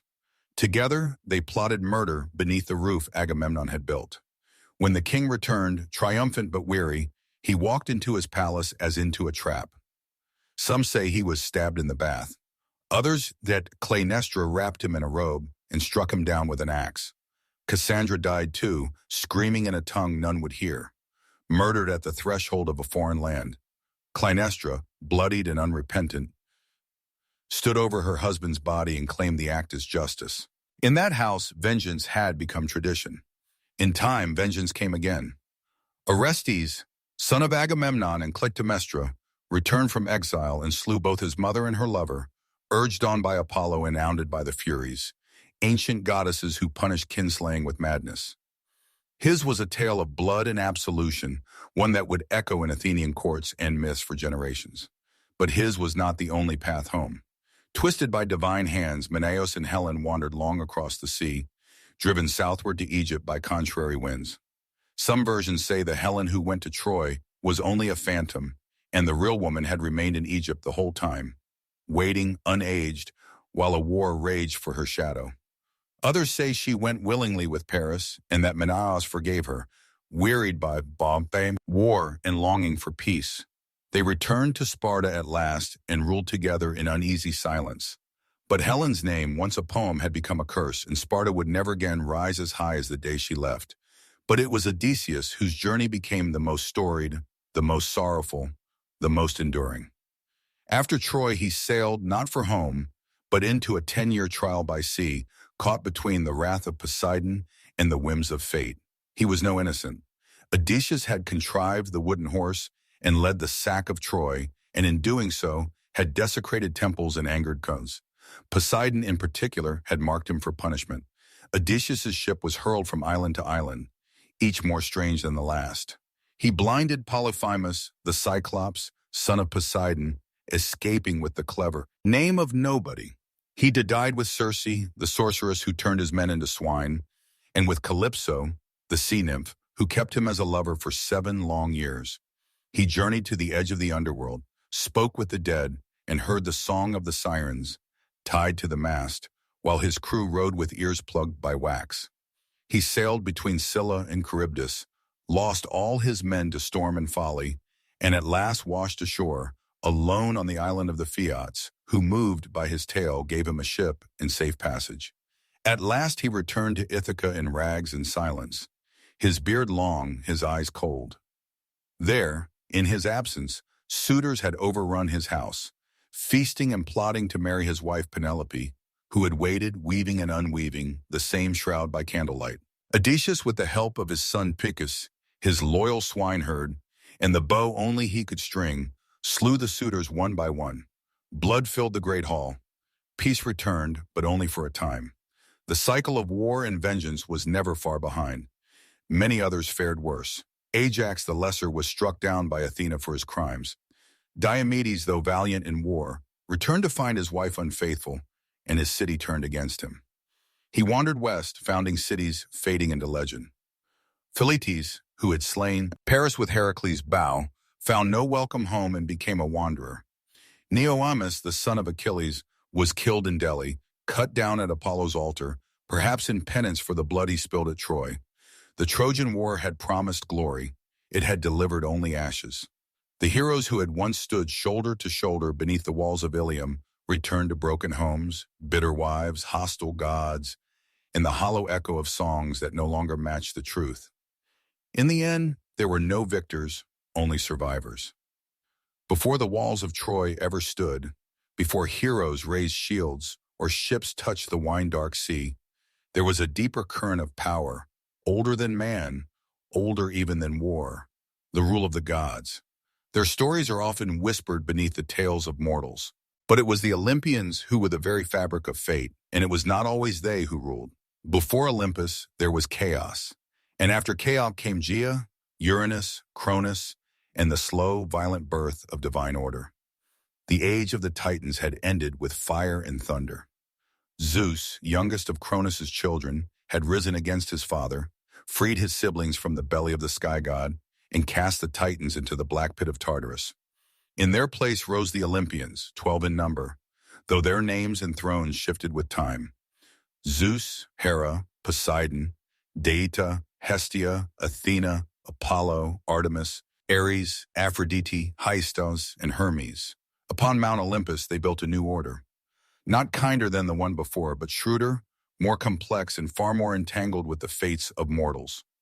Zeus ruled from his golden throne, the thunderbolt always within reach, his voice lore among gods and men. But his rule was not born solely from strength.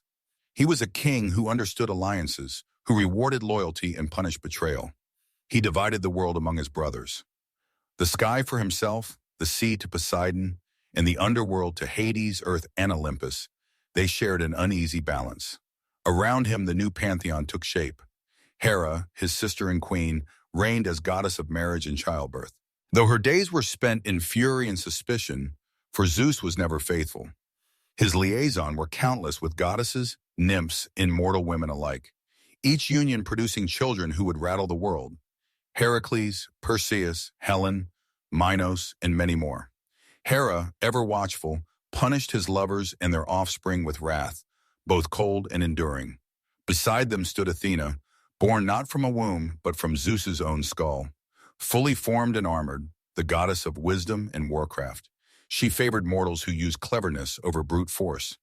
Odysseus above all, and guided cities like Athens to flourish under law and reason. Unlike Ares, who delighted in slaughter, Athena's warfare was disciplined and precise. Her presence marked the Olympian era as one of intellect as much as strength. Apollo and Artemis, twin children of Leto, brought light and shadow in equal measure. Apollo, golden-haired and radiant, ruled over prophecy, music, and healing. He claimed the oracle at Delphi, speaking in riddles through the Pythia, shaping kings and battles with a few cryptic words. Yet he could also bring plague as he did upon the Aans at Troy. Artemis, his sister, roamed the forests untouched by men, a huntress and protector of wild things.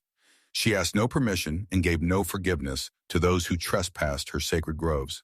Deita, goddess of the harvest, kept the earth fertile, except when her daughter Persephone was taken by Hades. In her grief, Deita let the crops wither, and from her sorrow the seasons were born. Her myth echoed through every field, every cold winter and warm spring, a cycle of mourning and return. Aphrodite, said by some to have risen from the sea foam where Uranus' severed flesh fell, ruled love and desire. Her beauty stirred both gods and mortals to madness. She bound men's hearts to ruin and pleasure alike. In the halls of Olympus, she was married to Hephaestus, the lame smith god, but gave her heart and body to Achri, the god of war. Together they embodied the chaos of passion and conflict. Hermes, Quix, son of Zeus, moved between worlds as messenger, thief, and guide of souls. He was the god of boundaries, both keeper and breaker of them. No door was closed to Hermes. He walked freely from Olympus to Hades, from feast to battlefield, a smile always playing on his lips. This new pantheon did not rule in silence. The Olympians were not distant creators. They were immanent, meddling, playing favorites, waging subtle wars through the hands of mortals. Unlike the Titans, who embodied elemental force, the Olympians were reflections of human nature elevated to divine scale.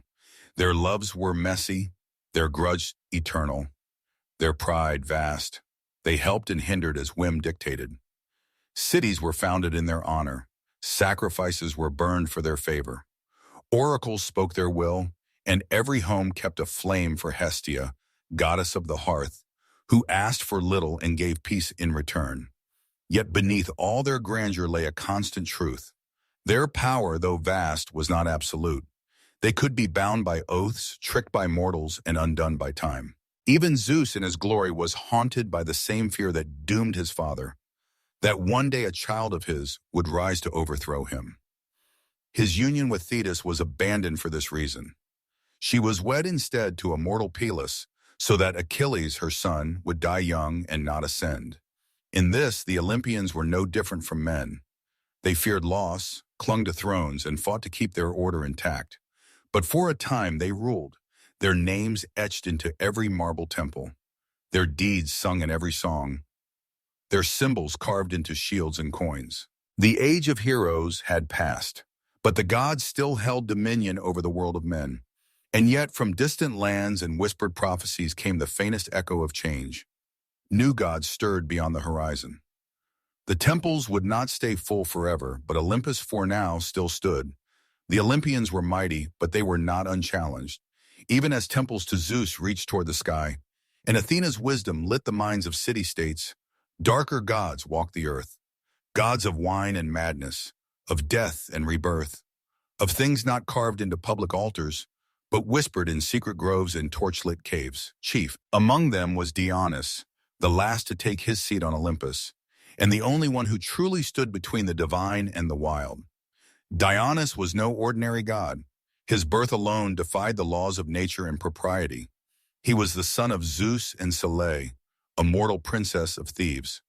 When Semele, tricked by Haya, demanded Zeus reveal his true divine form, she was consumed by his thunderous radiance. Yet from her ashes Zeus plucked the unborn child and sewed him into his own thigh. Months later Dionysus was born again, twice born, they would call him, and from the moment of his second birth, his path was unlike any other Olympian's. He was raised not on Olympus, but in far corners of the world, among nymphs in Nyssa, in the caves of India, in the company of satyrs and Naiads. He wandered, not ruling from a throne, but roaming with flute and vine, his train of revelers trailing behind in ecstatic dance. Where he walked, vineyards bloomed and reason faltered. He was not merely the god of wine, but of alteration, of the thin sacred line between civilization and chaos, between ecstasy and insanity. He inspired joy, yes, but also frenzy. And in frenzy, men and women alike might forget who they were. His arrival in Greece was not without resistance. Cities mocked his rites. Kings barred his worship. One by one he punished them. In Thebes, his mother's homeland, the young god returned, disguised, his followers stirring unrest with drums and cries. Pantheus, the rigid king, tried to suppress the madness. He arrested Dionysus, scoffed at the wild rites, and sought to spy on the women of the hills. But the god lured him into the woods dressed as a woman, and there, in a trance of divine madness, his own mother Agave led the Maynards in tearing him limb from limb. Only when she returned to the city with her son's head on a thyrsus did the spell break, and the lesson settle like a shadow over all Thebes. Dionysus was the god of theater as well as intoxication, of masks and performance, of truths hidden within lies. His festivals became the heart of Greek drama, where comedies and tragedies alike were performed in his honor. Through masks and songs, the Greeks gave shape to fears and desires they dared not speak aloud. To worship Dionysus was not to bow before power, but to surrender to it completely. And with Dionysus came something new to the Greek world. Mystery cults, religions of initiation, secrecy, and rebirth. Unlike the formal rites of Olympus, mystery cults promised something personal. In the Eleusinian mysteries, followers of Deita and Persephone reenacted the story of descent and return of a daughter lost to death and found again. The Orphics, followers of the poet-mystic Orpheus, spoke of Dionysus as a god torn apart and resurrected, a god whose suffering brought wisdom and whose rites promised freedom from the cycle of rebirth. These mysteries did not reject the Olympians, but they moved beneath them quieter and deeper. They offered hope where the thundering gods gave only lore. They whispered of a soul that could endure, that could transcend the mortal body. And in that promise, the old certainties began to tremble. Even on Olympus, the cracks began to show. The gods feuded more bitterly. Ares and Athena vied for the hearts of warriors. Apollo fell in love too often and too fatally. Hynthus, Daphne, Coronis, leaving death and transformation in his wake. Aphrodite, jealous and capricious, punished mortals for the very desire she stirred. The gods began to resemble the mortals they ruled, proud, fickle, wounded, and lost. In Dionysus, the Olympian order met its mirror and its undoing. He was divine and yet lived as a wanderer. He brought joy, yet left madness.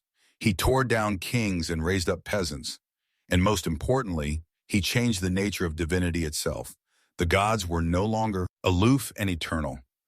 Through mystery, through ritual, Through wine and song and madness, mortals could feel the breath of God within them, not in temples, but in themselves. And somewhere in the distance, beyond the wine-dark seas and the marble columns, new gods stirred. Rome was rising, the world was changing, and Olympus, for all its thrones and thunders, could already feel the wind shifting on the mountaintop. The Olympians, for all their immortality and glory, did not confine their stories to the high halls of Olympus. They descended again and again into the world of men in the form of lovers, tempters, warriors, or punishers. They mingled with mortals and left behind not just oracles or omens, but children. These children of gods and mortals, demigods, were born into a world that neither fully embraced them nor could ever fully contain them. Some became kings, others monsters, but a few became legends, their stories lasting longer than the walls of Troy or even the temples of the gods who sired them. Foremost among these was Heracles, the son of Zeus and all men, a mortal queen of Thebes. His conception was marked by trickery. Zeus came to Almine in the form of her husband, drawing out the night so that it lasted twice as long. From that deception, Heracles was born, already shadowed by Hera's wrath. For Haia, the queen of heaven, could never abide her husband's infidelities, and she made the life of Heracles a crucible of torment. While still in his cradle, she sent serpents to kill him, and the infant strangled them with his bare hands. Heracles grew into a man of impossible strength, but it was not brute force that defined his legend. It was penance. In a fit of divinely sent madness, here's vengeance again. He killed his wife and children. Racked by grief, he sought purification at the Oracle of Delhi. There he was told to serve Eurystheus, a petty king, and complete 12 labors, each more impossible than the last. He wrestled the Nemean lion, whose hide no blade could pierce. He slew the Lernaean hydra, cauterizing each writhing neck. He captured the Eryanthian boar, cleansed the stables of Algus in a single day, drove away the style birds, and tamed the Cretan bull. He stole the girdle of Hippolyta, queen of the Amazons, seized the cattle of Geryon, fetched the golden apples of the Hesperides, and descended into Hades to bring back the hound Berus. Each trial was more than a feat of strength. They were encounters with death, with the edge of the world, with the very fabric of human suffering. Through them, Heracles became more than a hero. He became a symbol of mortal endurance, of pain redeemed through effort. At his death, poisoned by a robe soaked in the blood of a centaur, he built his own funeral pea and climbed atop it, mortal no longer. The gods took him to Olympus, where even Haia at last accepted him as divine. He became the only mortal to join the pantheon, a god forged in agony. Yet Heracles was not the first demigod, nor the only one whose story shaped the fate of mortals. Long before him came Perseus, and another son of Zeus, born of Dia, who was imprisoned in a bronze tower because of a prophecy that her child would kill her father. But fate, once set in motion, cannot be locked away. Zeus came to her not as a man, but as a shower of gold, and from that union, Perseus was born. Abandoned at sea in a chest, mother and child survived and were taken in by a kind fisherman. But again, a king's lust. This time, Polyctus, who desired Dana, set Perseus on a path of peril. Ordered to bring back the head of Medusa, the Gorgon whose gaze turned men to stone, Perseus embarked on his quest armed by the gods. Hermes gave him a sword, Athena a polished shield. He stole the eye of the Grey, the old Grey sisters who shared one vision among them, and learned the Gorgon's location. With Athena's guidance, he approached as Medusa slept, using the mirror of his shield to strike without looking, and severed her head. From her neck sprang Pegasus, the winged horse, and Crisa, a warrior of gold. Perseus escaped with their help, and on his return journey, rescued Andromeda from a sea monster, married her, and founded dynasties. His lineage would carry on to Heracles, linking their stories by blood and fate. There were others, Theseus, son of Poseidon, or Aegus, depending on the telling, who slew the Minotaur in the labyrinth of Kossus, bringing Athens into its first taste of empire. Bellerophon, rider of Pegasus, who killed the Chimera, but flew too high and fell. Atalanta, raised by bears and swift as the wind, sometimes said to be the daughter of Artemis herself, who raced suitors and killed Bo, but was undone by love and distraction. The demigods were never allowed peace. Their blood was too divine for comfort, too mortal for eternity. The gods watched them with pride and fear, for each one tested the boundary between Olympus and earth, and the mortals worshipped them not just for their triumphs, but for their struggles. They suffered, bled, and sometimes died. But in doing so, they became immortal in a way the gods never could. Through story, as the memory of Troy faded, as cities rose and fell, the tales of these children endured. They filled amphi and temple friezes, echoed in poems and plays. And though the gods remained on Olympus, distant and growing more silent, it was in the lives of their mortal-born children that humanity found its mirrors, flawed, courageous, doomed, and glorious. In the world of Greek myth, power did not rest solely in the hands of gods or heroes. There was something older still, something deeper, humming beneath every choice and every death, every victory and every sorrow.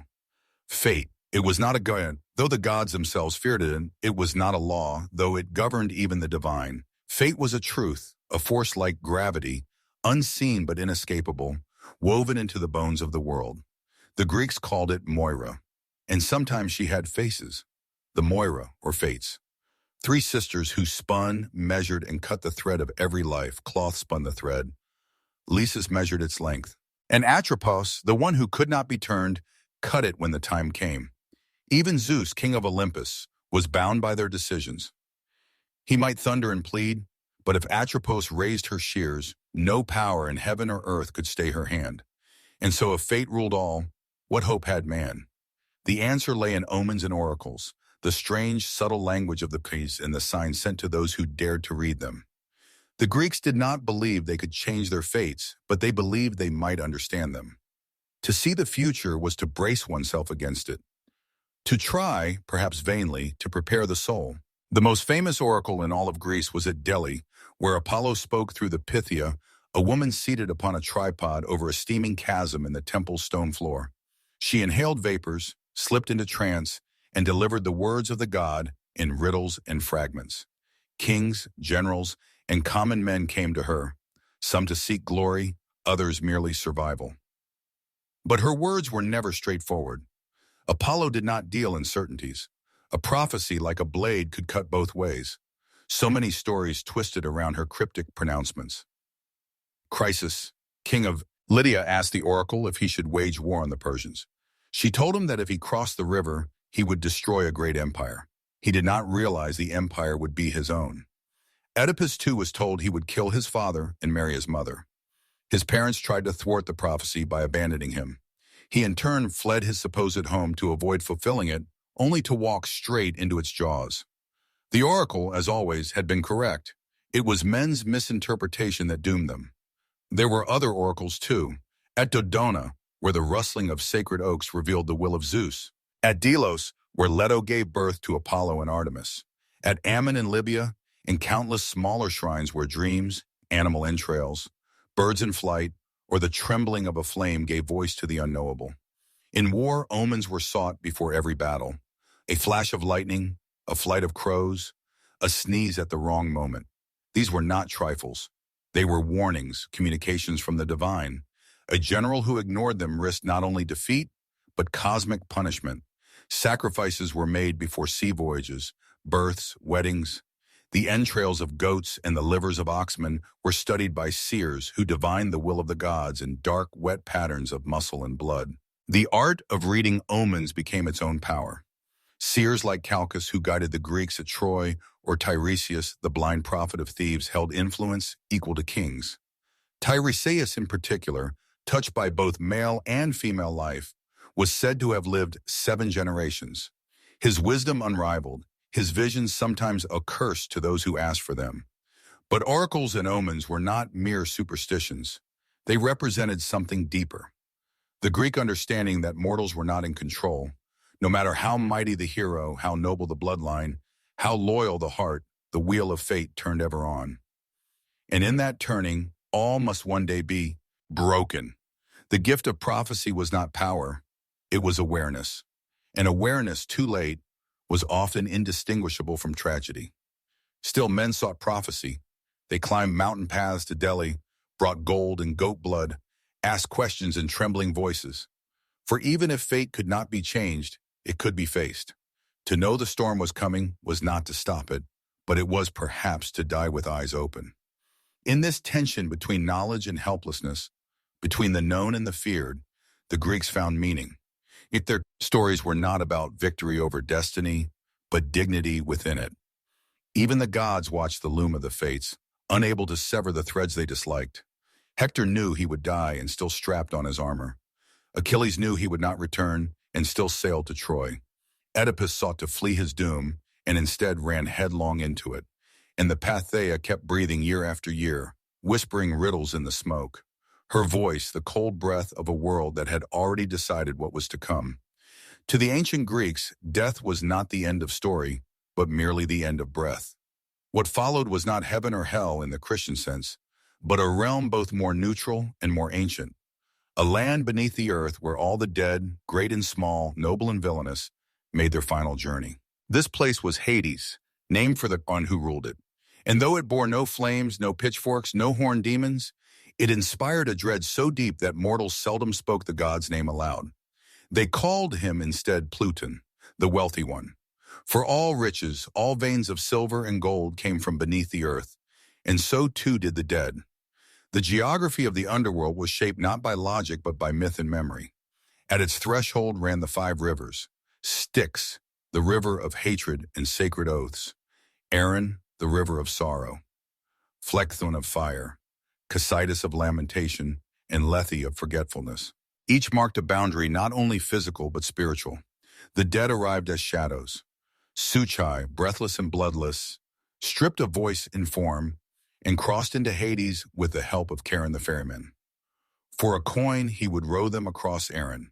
Those without proper burial, those who could not pay, were left to wander the shores for 100 years, whispering and weeping. Upon entry, the souls were met by Cerberus, the 3-headed hound who kept the dead in and the living out. Beyond him stretched the plains of Asphodel, gray and dim, where most souls drifted in forgetful silence, murmuring like dry leaves. But not all fates were equal. The underworld had its judges, Minos, Rhadamanthus, and Iacchus, who weighed each soul. The truly wicked were cast into Tartarus, a chasm of torment deeper than even the Titan's prison, where oath-breakers, murderers, and traitors suffered torments crafted to mirror their crimes. Sisyphus rolled his stone, Tantalus thirsted forever beside unreachable water, and Ixion spun upon his fiery wheel. The rare few deemed worthy of reward passed to the Elysian fields, a paradise of soft winds, green meadows, and perpetual spring. There heroes might linger in comfort, their memories intact, their deeds honored. Still fewer souls might choose to be reborn, passing through the river Lethe to forget their past lives, beginning the cycle anew. In later mystery religions, a soul might even hope to escape the wheel entirely and ascend to the stars. But such fates were rare and uncertain. At the heart of this realm stood Hades, stern and silent, a king without vanity. He did not seek worship, did not interfere in the affairs of mortals. He simply ruled, and he ruled absolutely.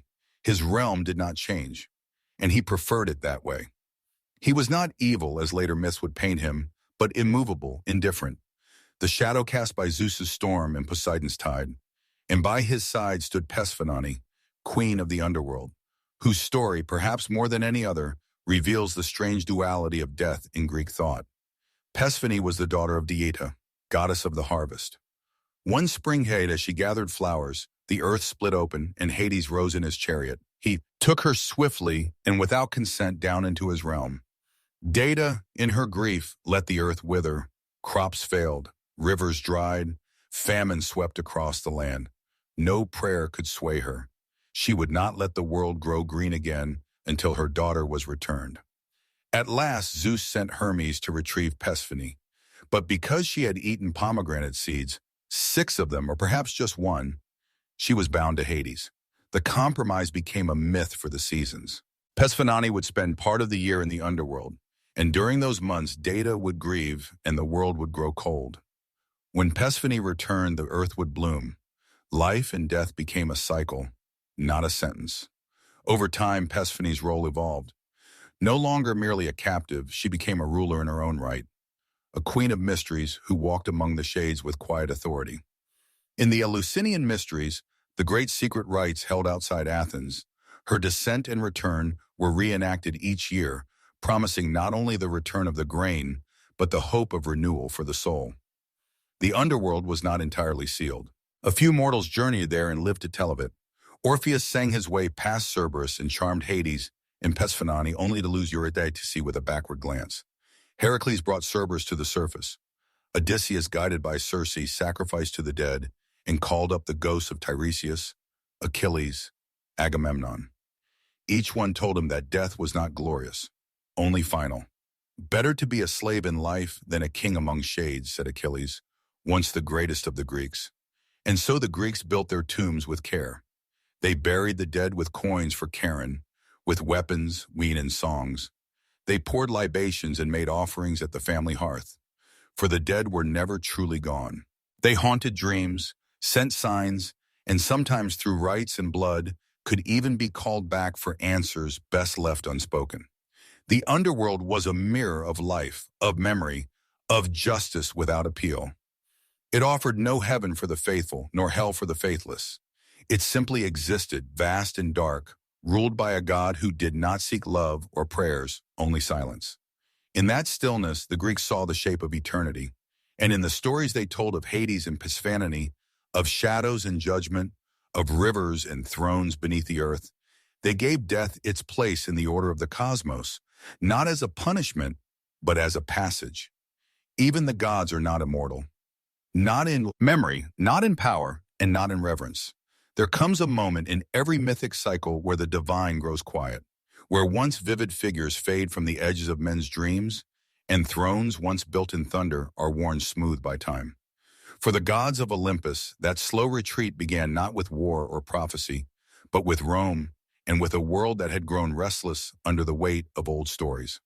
The Romans did not destroy the Greek gods. They adopted them, gave them new names, folded their myths into Roman values and Roman conquest. Zeus became Jupiter, Haia became Juno, Poseidon became Neptune, and so on. An act of transformation as calculated as it was reverent. Rome admired the grandeur of Olympus, but it reshaped the gods to better reflect its ideals: order, hierarchy, empire. Jupiter thundered not from a wild peak, but from the Capitoline hill dressed in the robes of a lawgiver. The wildness of Dionysus became the cultured Bacchus, and Athena's fierce independence softened in the civic wisdom of Minerva. In literature, the myths lived on. Ovid in his Metamorphoses retold the old tales in golden Latin, often with irony, always with poetic grace. Virgil in the Aeneid made the gods instruments of fate, pulling strings behind Rome's founding. But something had shifted. In Homer, the gods strode the battlefield, naked in their passions, visible in the dust and blood. In Roman myth, they had become symbolic, distant, politicized. They no longer intervened as freely. They had become themes more than presences. And as the empire expanded, so too did its encounters with new gods and ideas. From the east came Mithras, a deity born from stone, slayer of cosmic bulls. From Egypt came Isis, mother of magic and life wrapped in silks and secrets. From Judea came a single invisible god, one who forbade images, scorned idols, and made no room for divine siblings or thunder-wielding kings. These new cults did not simply compete with the Olympians. They undermined the entire architecture of Greek belief, where the old gods ruled by appetite and hierarchy. These new faiths offered moral clarity, unity, and salvation. At the same time, philosophy began to erode the mythic world from within. Thinkers like Xenophanes had long mocked the idea of gods shaped in the image of men, arguing that if oxen had gods, they too would look boyn. Plato admired the beauty of myth, but cast doubt on its literal truth, suggesting the gods must be perfect and good, not the jealous, lustful figures who bickered on Olympus. Epicurus declared that the gods existed but took no interest in human affairs, and that fear of divine punishment was a superstition to be cast off. Even Stoicism, with its stern ethical codes, saw divinity not in figures but in reason itself, the logos that governed all. By the time the imperial cult arose, when emperors were declared divine and altars were built to mortal men, the line between myth and politics had frayed entirely. The gods of old became symbols. Their temples kept more for tradition than belief. Farmers still left offerings to Dieta, and sailors still prayed to Poseidon, but fewer truly believed the gods walked among them. The flame on Olympus had not yet gone out, but it flickered low. And then came the final blow, not from a rival cult, but from a revolution of faith. Christianity, once a fringe sect of persecuted believers, began to spread across the empire, carried not by sword but by word. Its God was unseen, singular, and omnipotent. Its stories were not of lovers and vengeance, but of sin and salvation. In time, its temples replaced the old ones. Its hymns drowned out the liars. Its priests denounced the Olympians as demons or fictions. By the reign of Theodosius I, pagan temples were closed by law, the Olympic Games abolished, and the rites of sacrifice outlawed. The gods did not resist. There was no final war between Zeus and Christ, no divine siege of Jerusalem or Rome. The Olympians simply faded like the last light of a long day. Their statues stood weathered and silent. Their altars went cold. The marble columns cracked and ivy crept up where priests once stood. The myths remained, but as literature, not faith. Children learned of Heracles in schools, not shrines.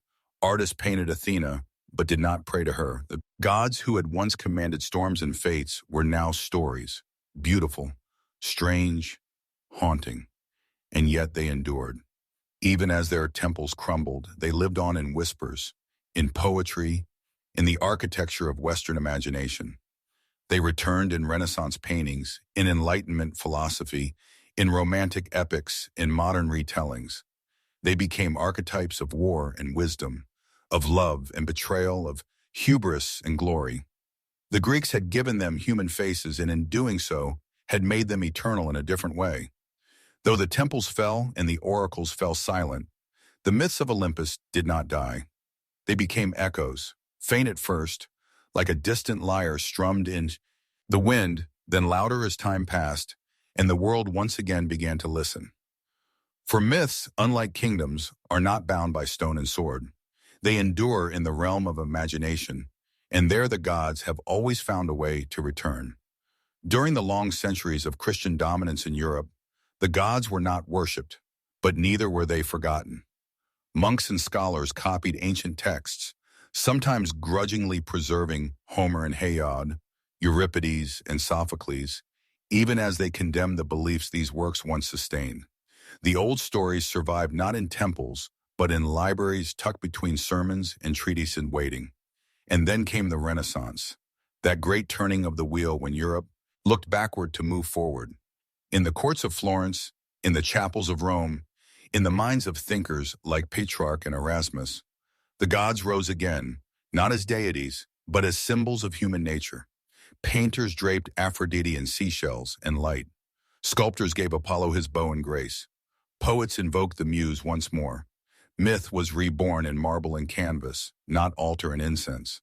The gods no longer ruled the sky, but they reigned in art. In the age of enlightenment, reason challenged superstition, and yet the myths endured. They were studied, translated, dissected. To Voltaire, they were allegories. To Goethe, they were mirrors of the soul.